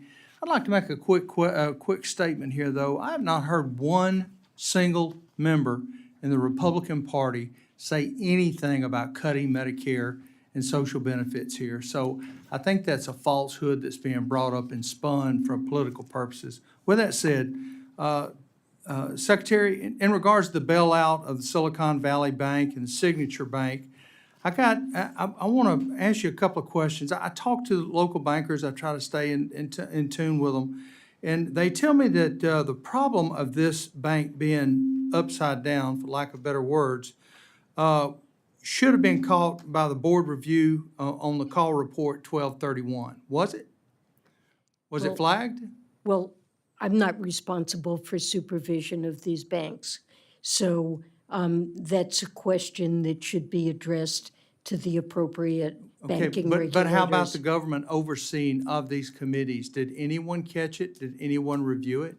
Well, this is not the job of Treasury to be overseeing the regulatory agencies, either the Federal Reserve or the FDIC. Okay. They all right. have supervisory authority here. Okay. So I watched I watched quite a few videos on you last night and read a lot. So very impressive. Thank you. I watched your question from Senator Langford from last week, I believe it was. And again, it seemed the administration is putting itself in a position to pick the winners and the losers in our business community, and that bothers me. I've been in business for myself for close to 40 years, various businesses, and the biggest problem I always had, especially in the healthcare field, was the government itself getting in the way. So I'm always very sensitive to that. I developed my opinion about this from a statement that you made, and it said that the board would have to have a supermajority vote to cover 100% of the investors in other banks in the future, like you're doing in the Silicon Valley Bank? Well, let me be clear in what I said. Okay. In the case of the two banks that were put into resolution, Silicon Valley Bank and Signature Bank, we invoked a so-called systemic risk exception. And we did that because we determined, and when I say we, I mean supermajorities of the FDIC. Actually, the vote was unanimous. The FDIC board, the Federal Reserve Board, and myself, after consulting with the president, we felt that the failure to protect uninsured depositors would create contagion, and that there was a risk of runs on many banks that would not only undermine the security of depositors, but also compromise the ability of the American banking system to meet the credit needs of our country, of households and businesses. So we took this step. The Federal Reserve also took a step to create a facility that would improve access to liquidity for banks that are faced with deposit runs. I believe our tools worked, and what I've said is that these are tools we could use again for an institution of any size if we judge that its failure would pose a With all due contagion respect, threat. I'm running out of time, and I've got 6 more questions here I know I won't get to, so I apologize for this. But you know, my question is simple with this short time I've got left. I'm glad to see that you brought the community banks and the small banks into the conversation, because they were really feeling like they were being fed to the wolves, for lack of better terms, and the big banks were taking over the conversation. So the small bank, and I appreciate you doing that. And that was something I pulled from that conversation last night. But let me ask you a question.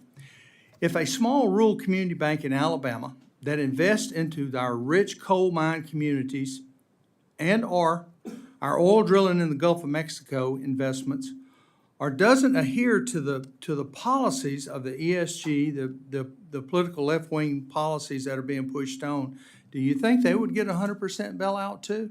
Really, this has nothing to do with the particular business of the bank in question. It really is a judgment about whether or not the failure of the bank and the losses imposed on uninsured depositors threaten contagion that could undermine the broader banking system. And I'm out of time. Thank you, ma'am. I disagree with you. I think a lot of the voters disagree with you too, but thank you for your time, and yield back. Mr. Siscomani.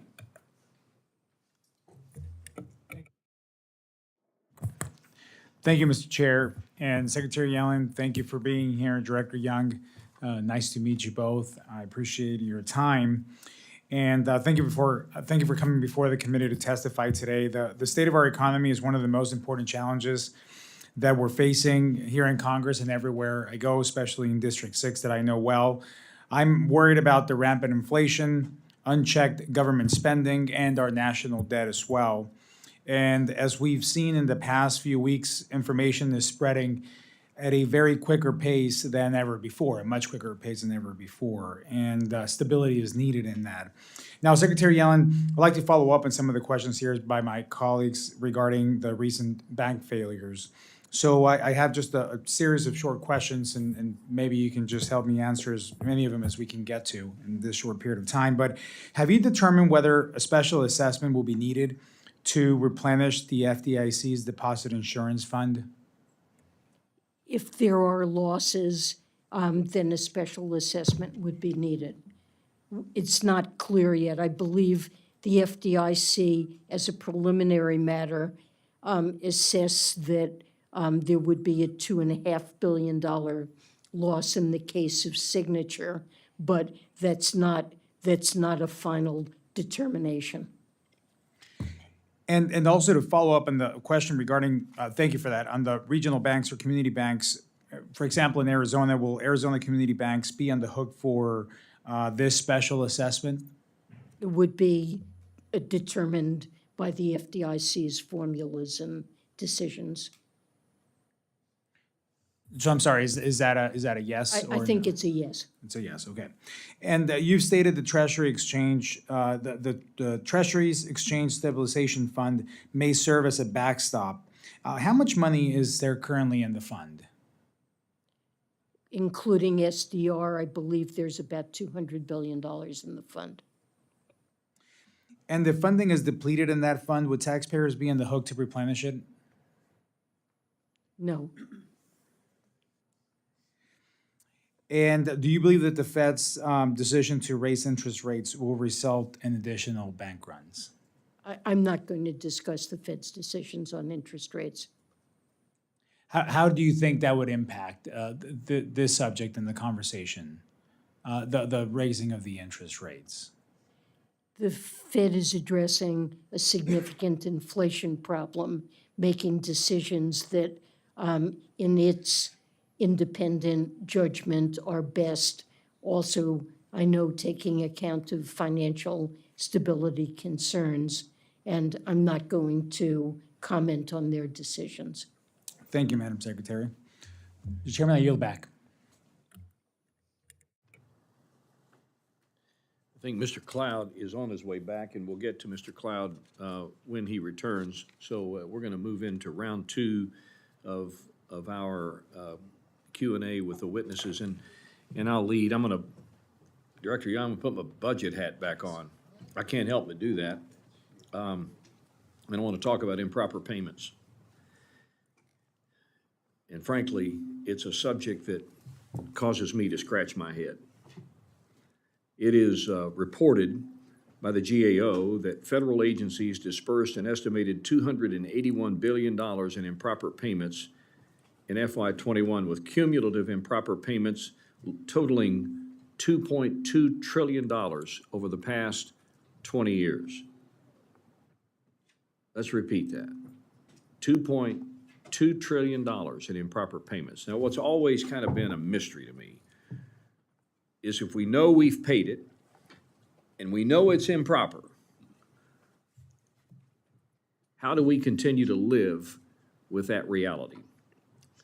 So, Director Young, help me understand how OMB is focused on reducing improper payments. And I've just given you some numbers, so if I am off base, if I'm out of bounds on the subject, let me know. But I remember when we were doing, as budget chair, when we were doing the FY19 budget, obviously reducing improper payments was a critical component of us getting to achievable balance. So help me understand this improper payment phenomenon. Look, I think this is a place we can find commonality in wanting to find solutions. Not to, with the secretary here, not to speak in her stead here, but one thing, and I've talked to Senator Kennedy from Louisiana about this, who's interested in making sure that Treasury has access to the Social Security death data to make sure that we are paying living human beings. That seems common sense to us, and we have taken steps to make sure that that happens. Unemployment insurance is, I believe, especially during the pandemic, the poster child for having this conversation. The budget has a proposal that would give us more tools to go after. Look, we saw criminal syndicates taking advantage of programs that American citizens needed during the pandemic. We should lock arms, in my opinion, and come together and make sure they cannot take advantage. Part of the problem in unemployment insurance is 50 different systems. Each state runs their own system, which means it is hard to stabilize those systems from a federal level because each state are in different places. We've got to do something about that, and I hope we can work together on going after fraud, especially in the unemployment system. And we have a proposal to do this, and I'm happy to work with anyone to go after this, because these programs need to be there for hardworking Americans who need this stopgap between jobs and should not be taken advantage by fraudsters and, frankly, big criminal organizations who have just gotten very good at gaming the system. Do we not have the proper controls in place to prevent it?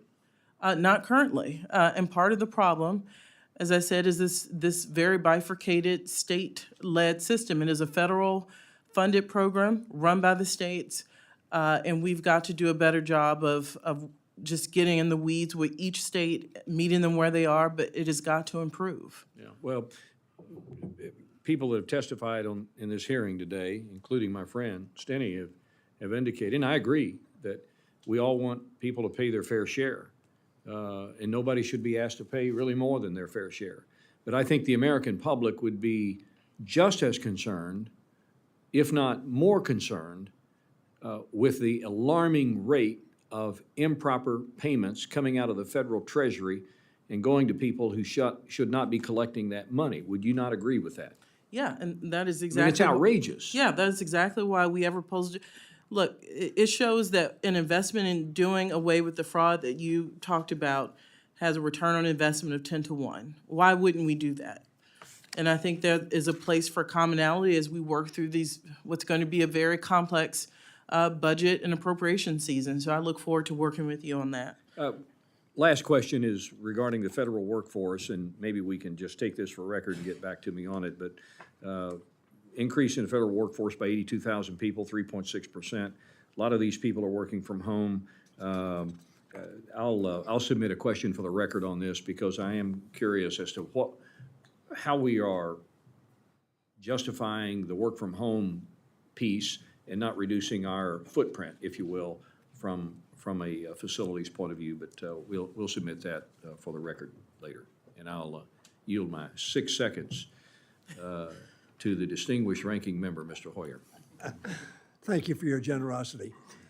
Let me ask you a question to follow up on the chairman's question. We'll agree. Fraud on the federal government that undermines the ability of the federal government to help people who are in need legitimately ought to be ferreted out and prosecuted, period. Madam Secretary, I want to ask you a question. I've talked to the chair about it. It bugs us both. I hear advertisements all the time on TV about people who, for whatever reasons, didn't pay their taxes. And this company is going to make sure that they cut their taxes in half or in third or a quarter. Now, if I'm listening to that ad and I haven't paid my taxes or am about to pay them, I don't have them, whatever, that encourages me not to pay them and get a better deal. It's not really a question, but you ought to look at that. I'm going to ask the IRS commissioner the same question because it's as if you really don't have to pay your taxes and we'll get you a deal. Whether you're making $4 or $4 billion, we'll make you a deal.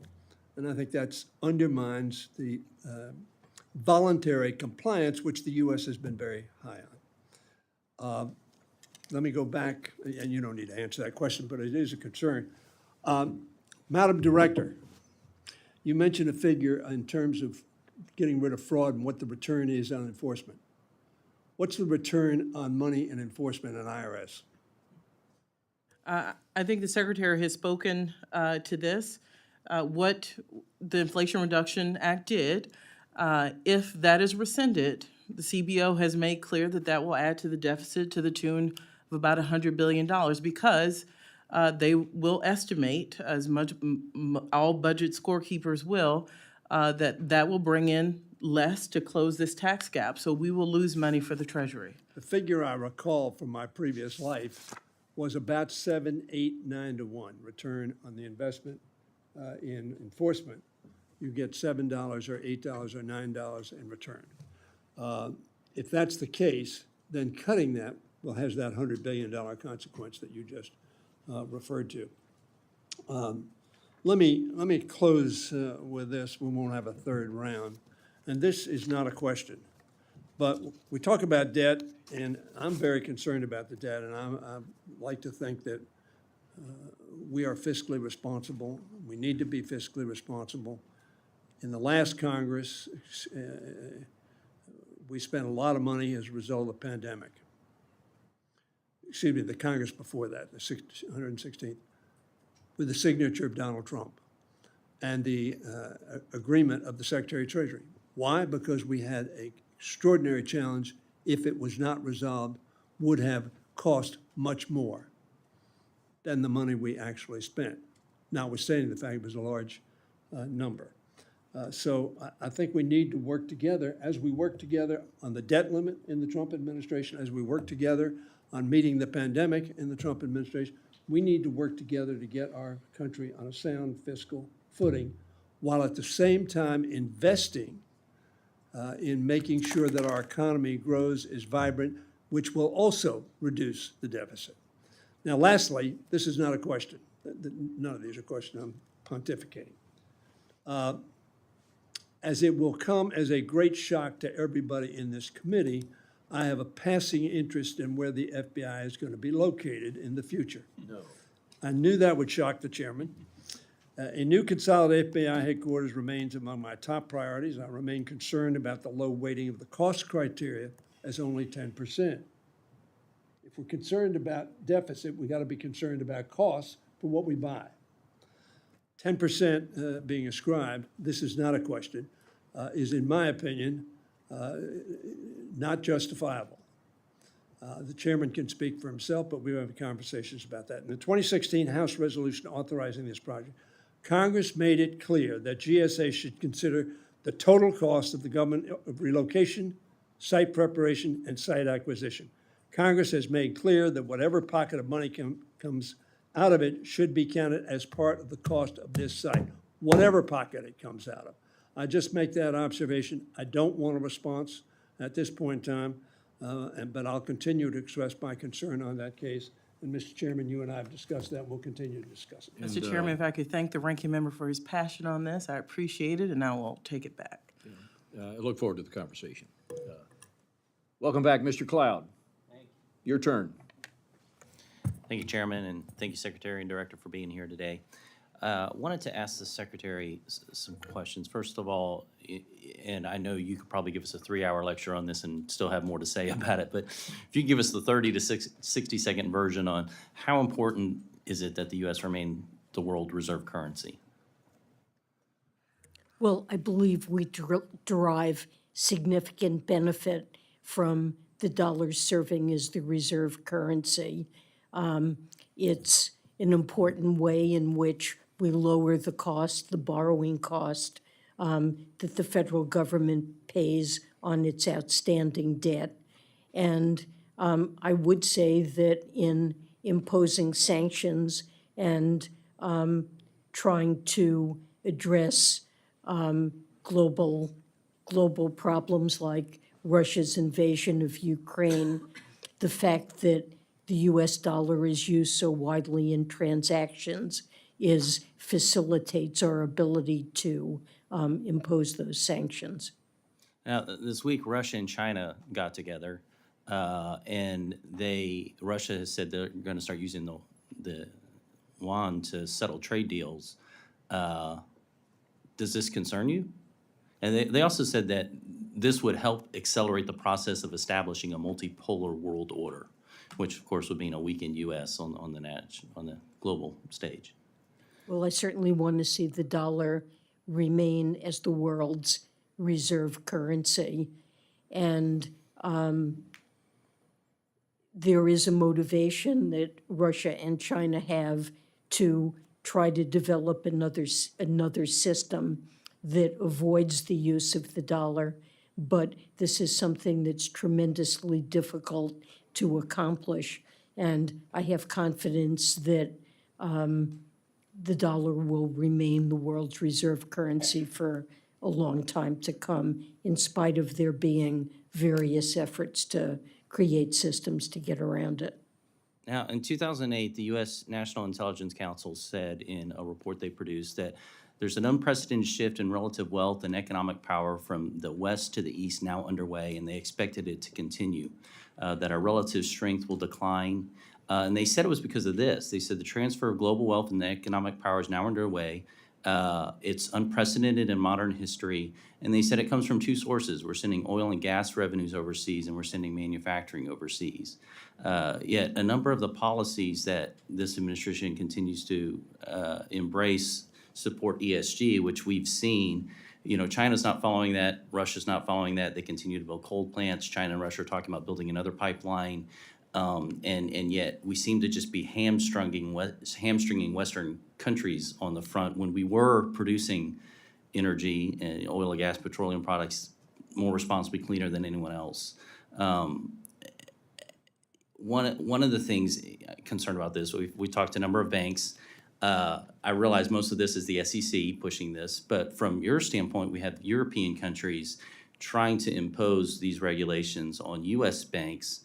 that work in their markets, and therefore the U.S. businesses that do companies in that. And from a diplomatic perspective, it would seem that regardless of where you are on the ESG front, for or against, from a diplomatic perspective, you would be standing up for U.S. banks and U.S. businesses against what any other country's regulators would be trying to enforce on that. Do you have diplomatic efforts underway, or what could be done to combat that? Well, we do have frictions with various countries, including the European Union, when we have differences in our regulations when it comes to things like disclosure of climate-related risks. Ideally, we would have a common system globally. I think that would level the playing field and reduce the burdens on businesses of what they're forced to disclose. But countries are making significant efforts to address climate change now, which I regard as a good thing. And tensions arise when we go about doing that in different ways. But we do have I'm sorry, I only have 20 conversations. seconds left. I wanted to ask you one more question. You mentioned leveling the playing field. I would think we'd want the U.S. to be more competitive than other countries. Biden has his stated policy. He has said himself that he's trying to create a multipolar world. It's an objective he shares with Putin and Xi. Do you also share the goal of a multipolar world? Yeah, I'm not sure exactly what it is you're driving at here, but Well, monetary policy certainly affects global dynamics, and if the president's agenda is to help create a multipolar world, I'm wondering how our financial policies would affect that, and certainly the diplomatic efforts that you are incorporating with other countries. well, I'm not going to comment on multipolar world because I'm not sure exactly what you're driving at there, but certainly we work with other countries in order to make sure that American businesses are treated fairly in international commerce. Okay, thank you. I yield back. Mr. Pocan, I'm going to yield 20 seconds to the ranking member. just 20 seconds? 22. But let me make a comment. The entire effort of the 117th Congress to make sure that the American economy and the American democracy was the transcendent democracy and economy in the world. That was our whole objective, and I think if we confirm it, it will be achieved. Thank you. Thank you. Thank you, Mr. Chairman. Secretary Yellen, I understand you're not going to speak for the Fed, but I'm going to ask the question in another way, that you as an economist, could it be that there is the economic conditions right now are substantially different than in the past, given we just came out of a 100-year pandemic where the nation was largely disrupted for about 3 full years before we're getting to, where demand is incredibly resilient, and after 9 interest rate hikes, demand has not moved a whole lot, that as an economist, could that sort of set of conditions, once-in-a-year pandemic, be different enough that we should be looking perhaps at some other measures to reduce demand? Look, I'm just going to say, of course, the pandemic was a very unique event. And in terms of its economic impact, we've really never seen anything like it before.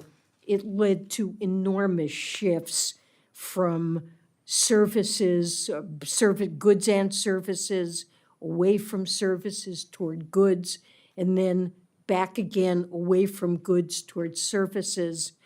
We saw enormous supply chain issues developed that contributed to inflation. Because of this shift toward goods, those are receding now, lowering inflation, but we have a shift back in the direction of services. Services are having a hard time re-employing a workforce in tight labor markets. This is extremely unique, and consumer spending is proven to be robust. But GDP growth has slowed.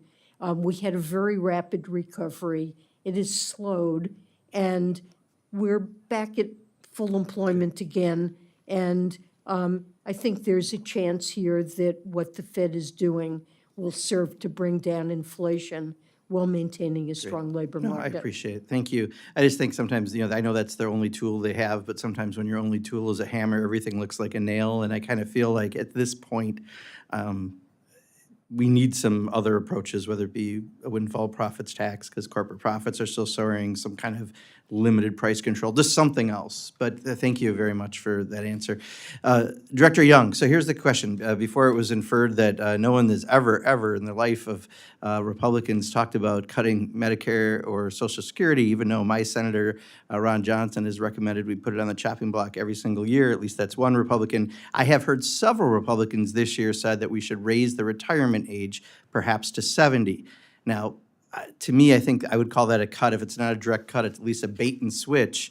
But could you talk just a little bit about if we actually raise the retirement age to 70, how that would impact people who've paid into it, and whether or not it's fair to call that a cut or whatever we would exactly call that? Look, and I'll be very simple. That is a cut to benefits in our estimation. I know there's some disagreement with that, but that is fewer years receiving benefits from Social Security after people, for 20 years of their career paid into a system, expected to start collecting Social Security at a certain age, and then the goalpost is moved.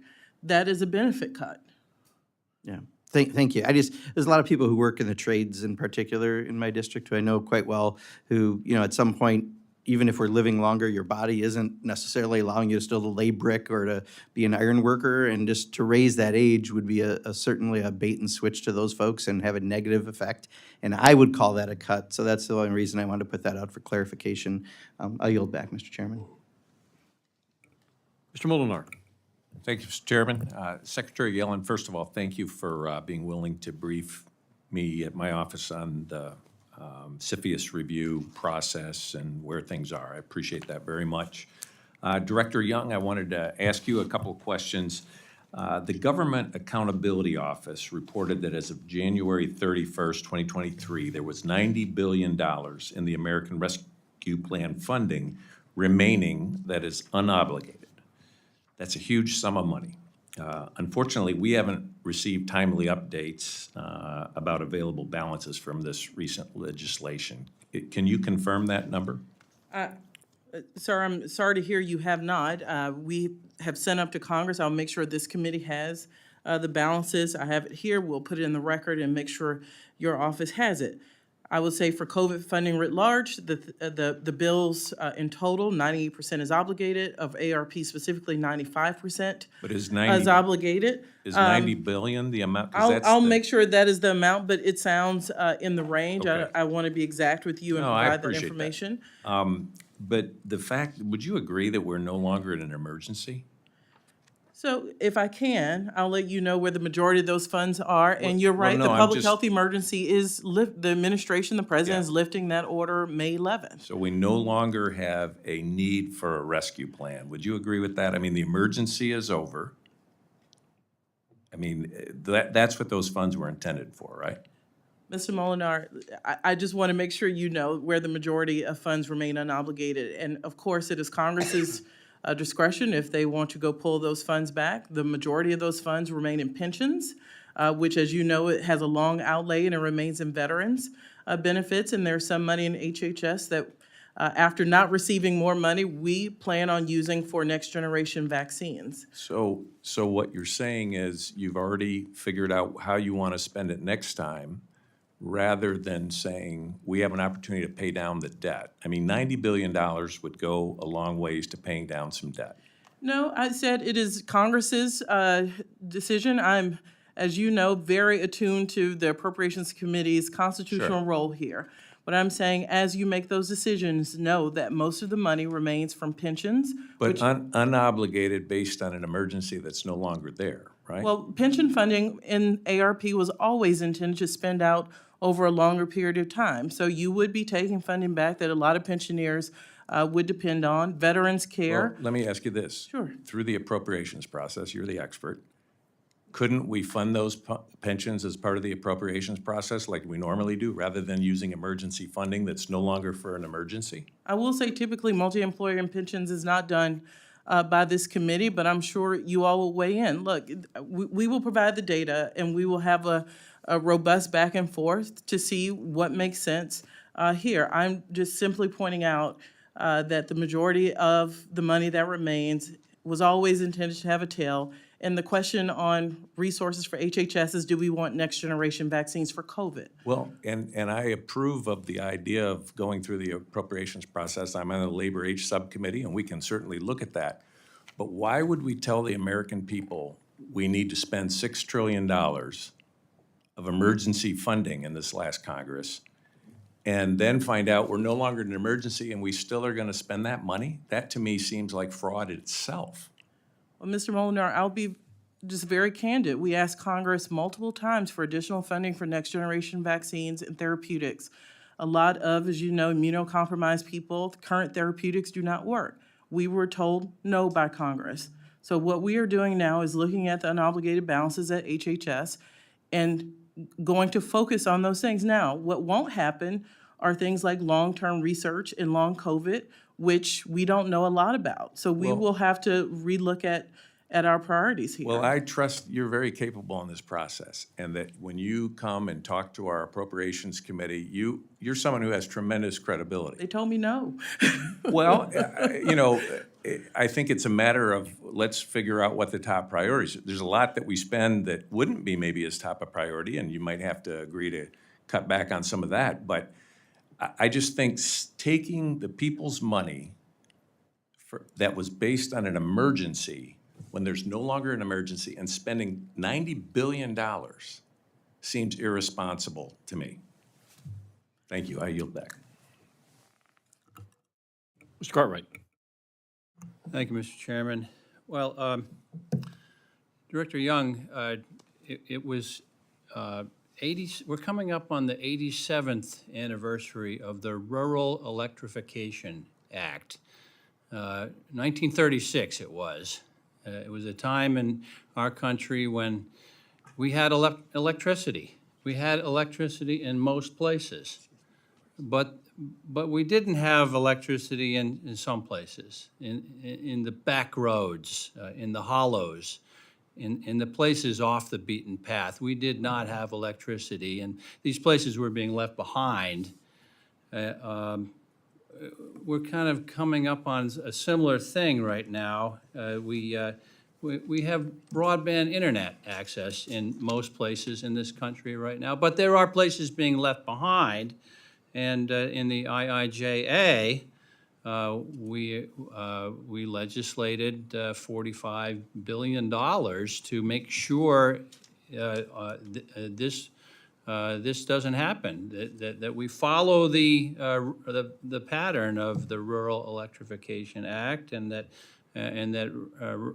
rural places get broadband internet. And of course, the president requested an additional $400 million for the Reconnect program you're familiar with, which provides grants and loans to deploy broadband to unserved areas, especially tribal areas. What do you see as the most important things to be accomplished so that we can accelerate access to broadband internet in rural places? Well, the bipartisan infrastructure law was a game changer, so thank you for that.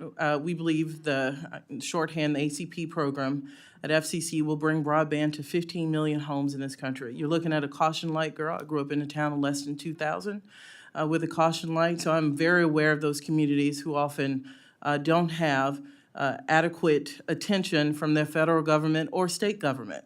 This is meant to change that, and you have my commitment. We've just started to implement this. If more needs to be done, we'll be right here making the case, working with Congress, because this is not a luxury. We saw children sitting in the parking lot of McDonald's during the pandemic. That should not happen in this country.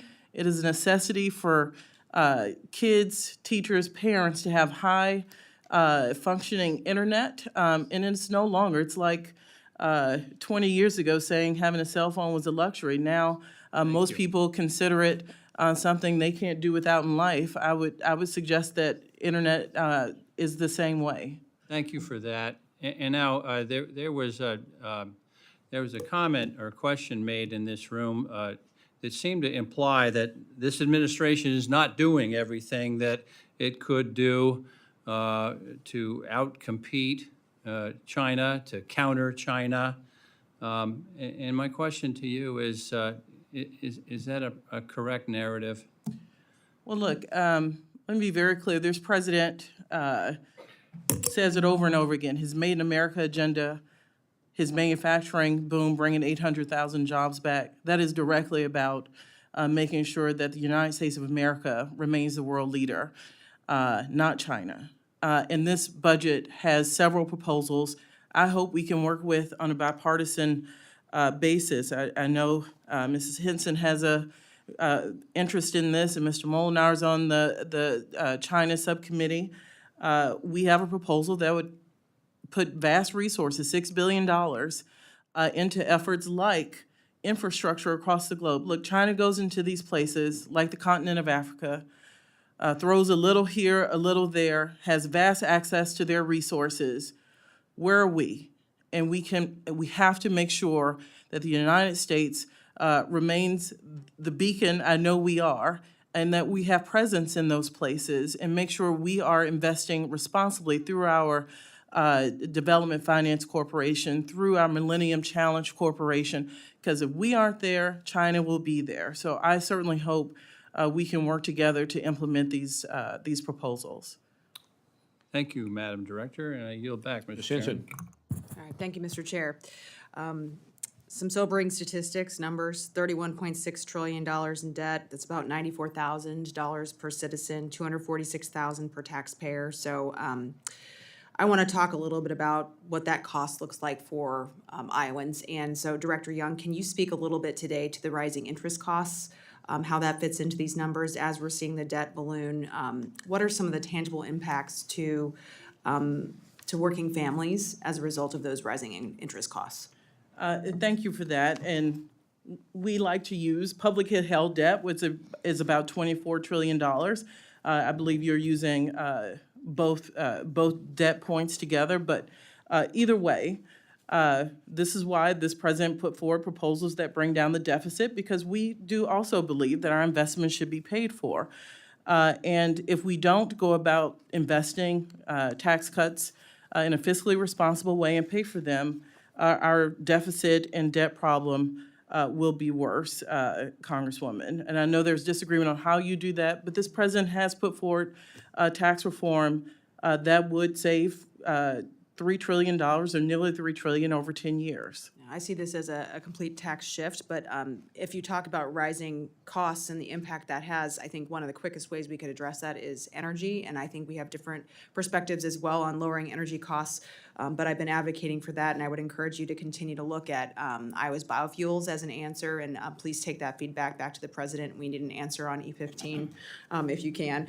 I'd also like to ask and follow up on the CCP challenges that we're facing, since you referenced that again, and it's very clear that this committee has a very unified interest in that.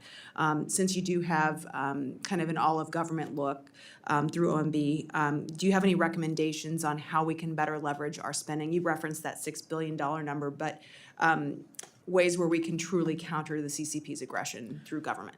So I mentioned two agencies in particular whose money can be used, the Budget Authority, the funding amount, but also they have the ability to finance projects. So their money goes a little further. So I'd love to have you talk to us about the Development Finance Corporation.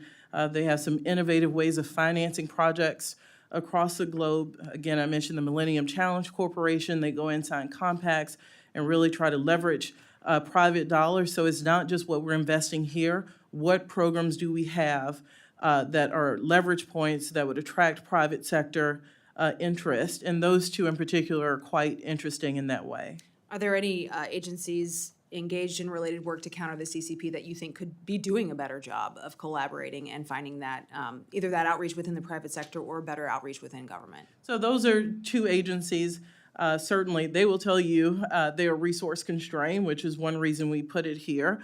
And we have to, in order to attract private interest, they need to know the federal government is serious and going to show up with resources. So that is what we're trying to do, have those programs be much more aggressive.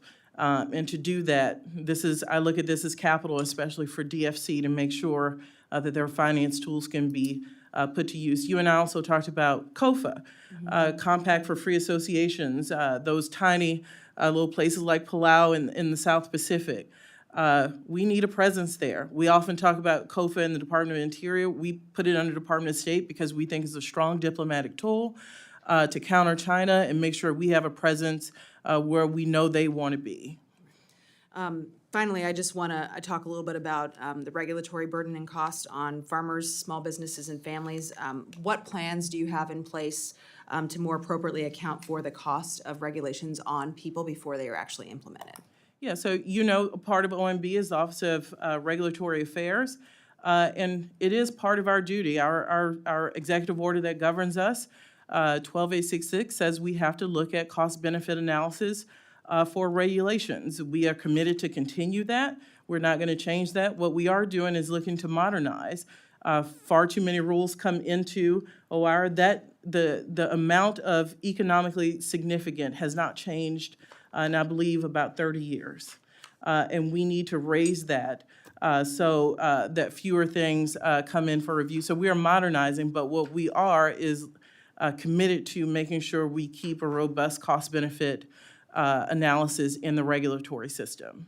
Director Young, this is one of the number one issues I hear about from my constituents is the cost of the regulation on doing business, and we can truly unleash this economy if we take that into consideration and reduce that burden on our businesses and our taxpayers. Thank you. I yield back. Mr. Cloud. Thank you, Chair. I wasn't going to bring this up, but since it was mentioned, I wanted to go back to it. It's then Vice President Biden's own words. He said, "We are trying to build a multipolar world." Those aren't my words. That's not my interpretation. That's an exact quote. So is it your understanding that now he's joined the America First movement, or is this continues to be his policies, and do you endorse that? If that's directed at me, I'm with Secretary Yellen. I tend not to answer things I don't fully understand in multipolar world. I'll leave it at that. What I do know, and what I've heard this president say, is that we have to regain footing in several ways. We have to, of course, maintain a strong defense. We have to do things in the diplomatic front, like the programs I talked about. But we also, what are we spending in research? China is growing their footprint in manufacturing and things we are far behind in. That is part of what the Inflation Reduction Act will change. We will build more of that clean energy here and bring jobs back here. So this president has been crystal clear that he believes America's role is to be first in those places, including America was in already research. leading, in producing clean energy. We were the best at producing oil and gas. We're the best in what you would call green energy. We're leading the world in that, and so the Inflation Reduction Act was not necessary in reaching that goal. We were already leading the world in that. You said, let's not hold the debt ceiling hostage to really draconian cuts that all help the wealthiest in this country. And then Secretary Yellen, you said, I don't think that we should, you said, in speaking of prioritization in relation to the debt ceiling, you said that prioritization is simply not paying all the government's bills when they come due. That's something we've never done. It's really just default by another name. And I was kind of puzzled by that because, our job in Congress is to prioritize what the spending should be. The president submits a budget, and then we weigh it, and then we send it. And I'm a little puzzled to see that, some of the things we're spending money on watching hamsters fight on steroids, turning mice into binge drinking alcohol, drag shows in Ecuador. The Biden administration is funneling tax dollars to Colombian LGBT groups that back prostitution. We have 77,000 empty federal buildings.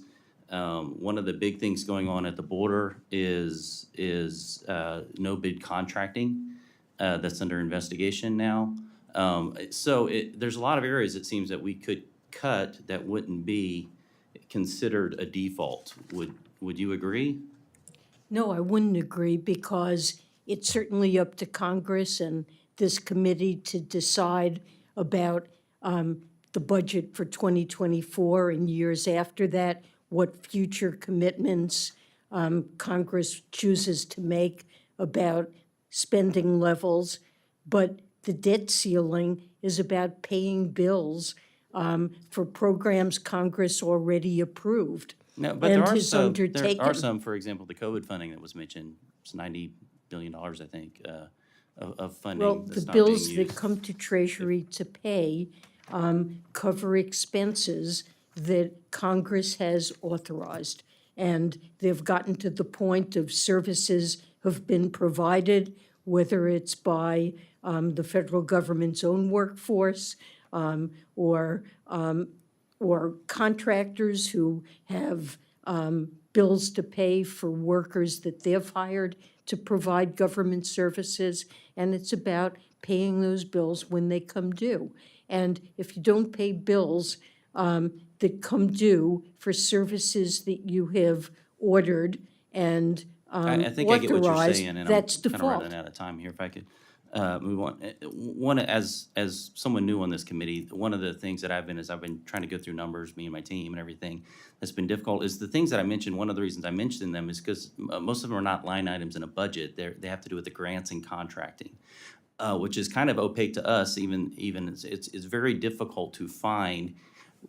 We send a top line in a budget, we'll appropriate dollars toward a budget, but then the grants it's really opaque to what's going on, and that's where a lot of the policy initiatives are, and really a lot of the nefarious action is going on.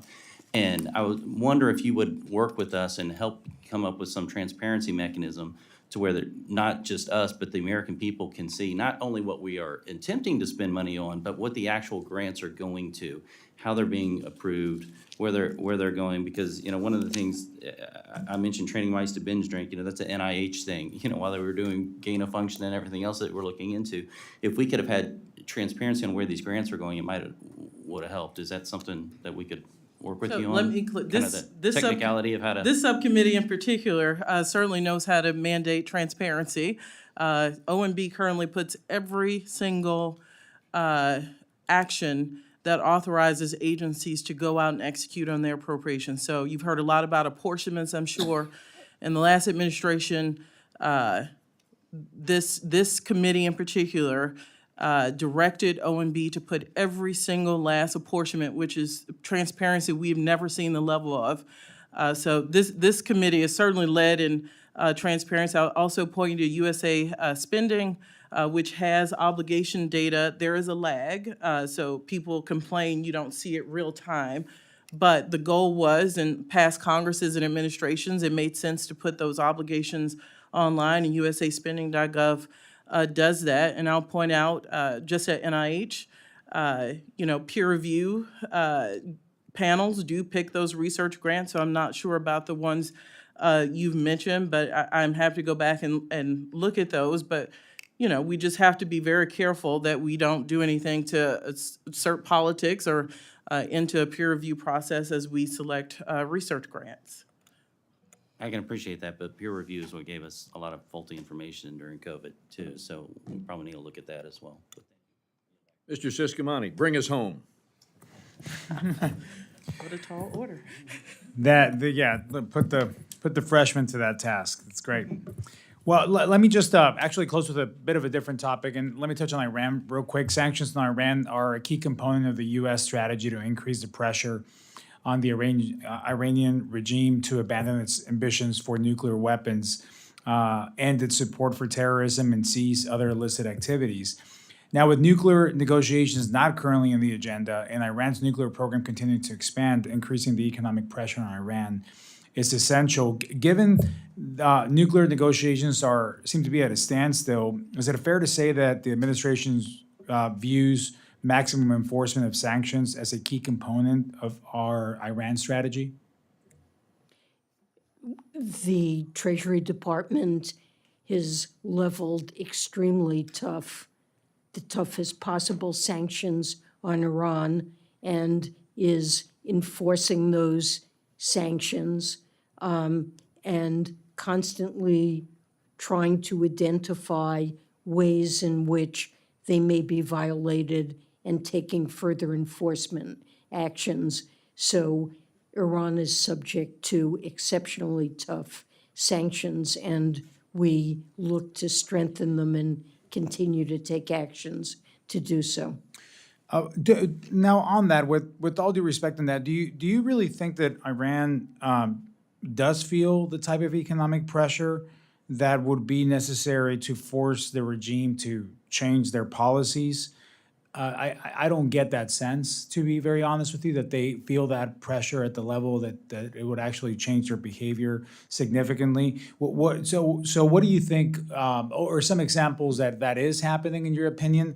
And if we could be doing better, what are ways that we could increase the enforcement of our sanctions? So my sense is that our sanctions on Iran have created a real economic crisis in the country, and Iran is greatly suffering economically because of the sanctions. I would say the same thing is true of North Korea. On the other hand, if you ask, has that forced a change in behavior? The answer is much less than we would ideally like. So, okay, so let's close with that. What do you think would be the way to increase that, the enforcement on that, or be more forceful to get the result that we would want? You know, we're constantly looking for ways to broaden the sanctions, to enable them to better accomplish our objectives. But sometimes a regime is so committed to a program that even when the population of that country is suffering immensely because of sanctions we've imposed, they continue to prioritize activities that are ones that we're trying to stop. And so my sense is that we need a broader toolkit, and do have a broader toolkit to use. You know, sanctions can play a role in changing behavior, but they may not be sufficient in that. I agree with you on that, and I think it's troublesome that's a reality that we're seeing here. So I do encourage Treasurer to continue to look for the broader opportunities, as you mentioned, and be forceful on those approaches. Thank you. Stenny, closing word? I think all of us believe that we want to see America grow, be successful, and be preeminent. The bipolar world or the multipolar world is a reality. We used to have the Soviets and ourselves, and that was a bipolar world. It's now obvious that a number of nations have increased their economic abilities, particularly China. So the issue is, in my opinion, Mr. Chairman, whether we're going to continue to invest in America, in basic research, in manufacturing. I've had a Make It in America agenda for 13 years. This is all about making it in America, not only in terms of making it physically, but making it in success terms. So I'm hopeful, Mr. Chairman, that we can work together, as I said at the beginning, to achieve the objective that I think we all share, that America continues to be the greatest and best nation on earth, and plays a significant role in keeping a world, if not at peace, at least at bay. Yeah, well stated, and I think that would get universal agreement around the table. To our witnesses, we promised we'd get you out of here in 2.5 hours, and in one piece, and we've met the objective. So thank you, Madam Secretary, Director Young, thank you for your testimony here this morning, well received. To my colleagues, thank you. If you have questions for the record, you have 7 days to get those to the relevant subcommittee staff so that we can get those to the relevant agencies. And if there are no further comments, then this subcommittee hearing is adjourned. Thank you. I get to make bedtime, so thank you. Yes, you will be.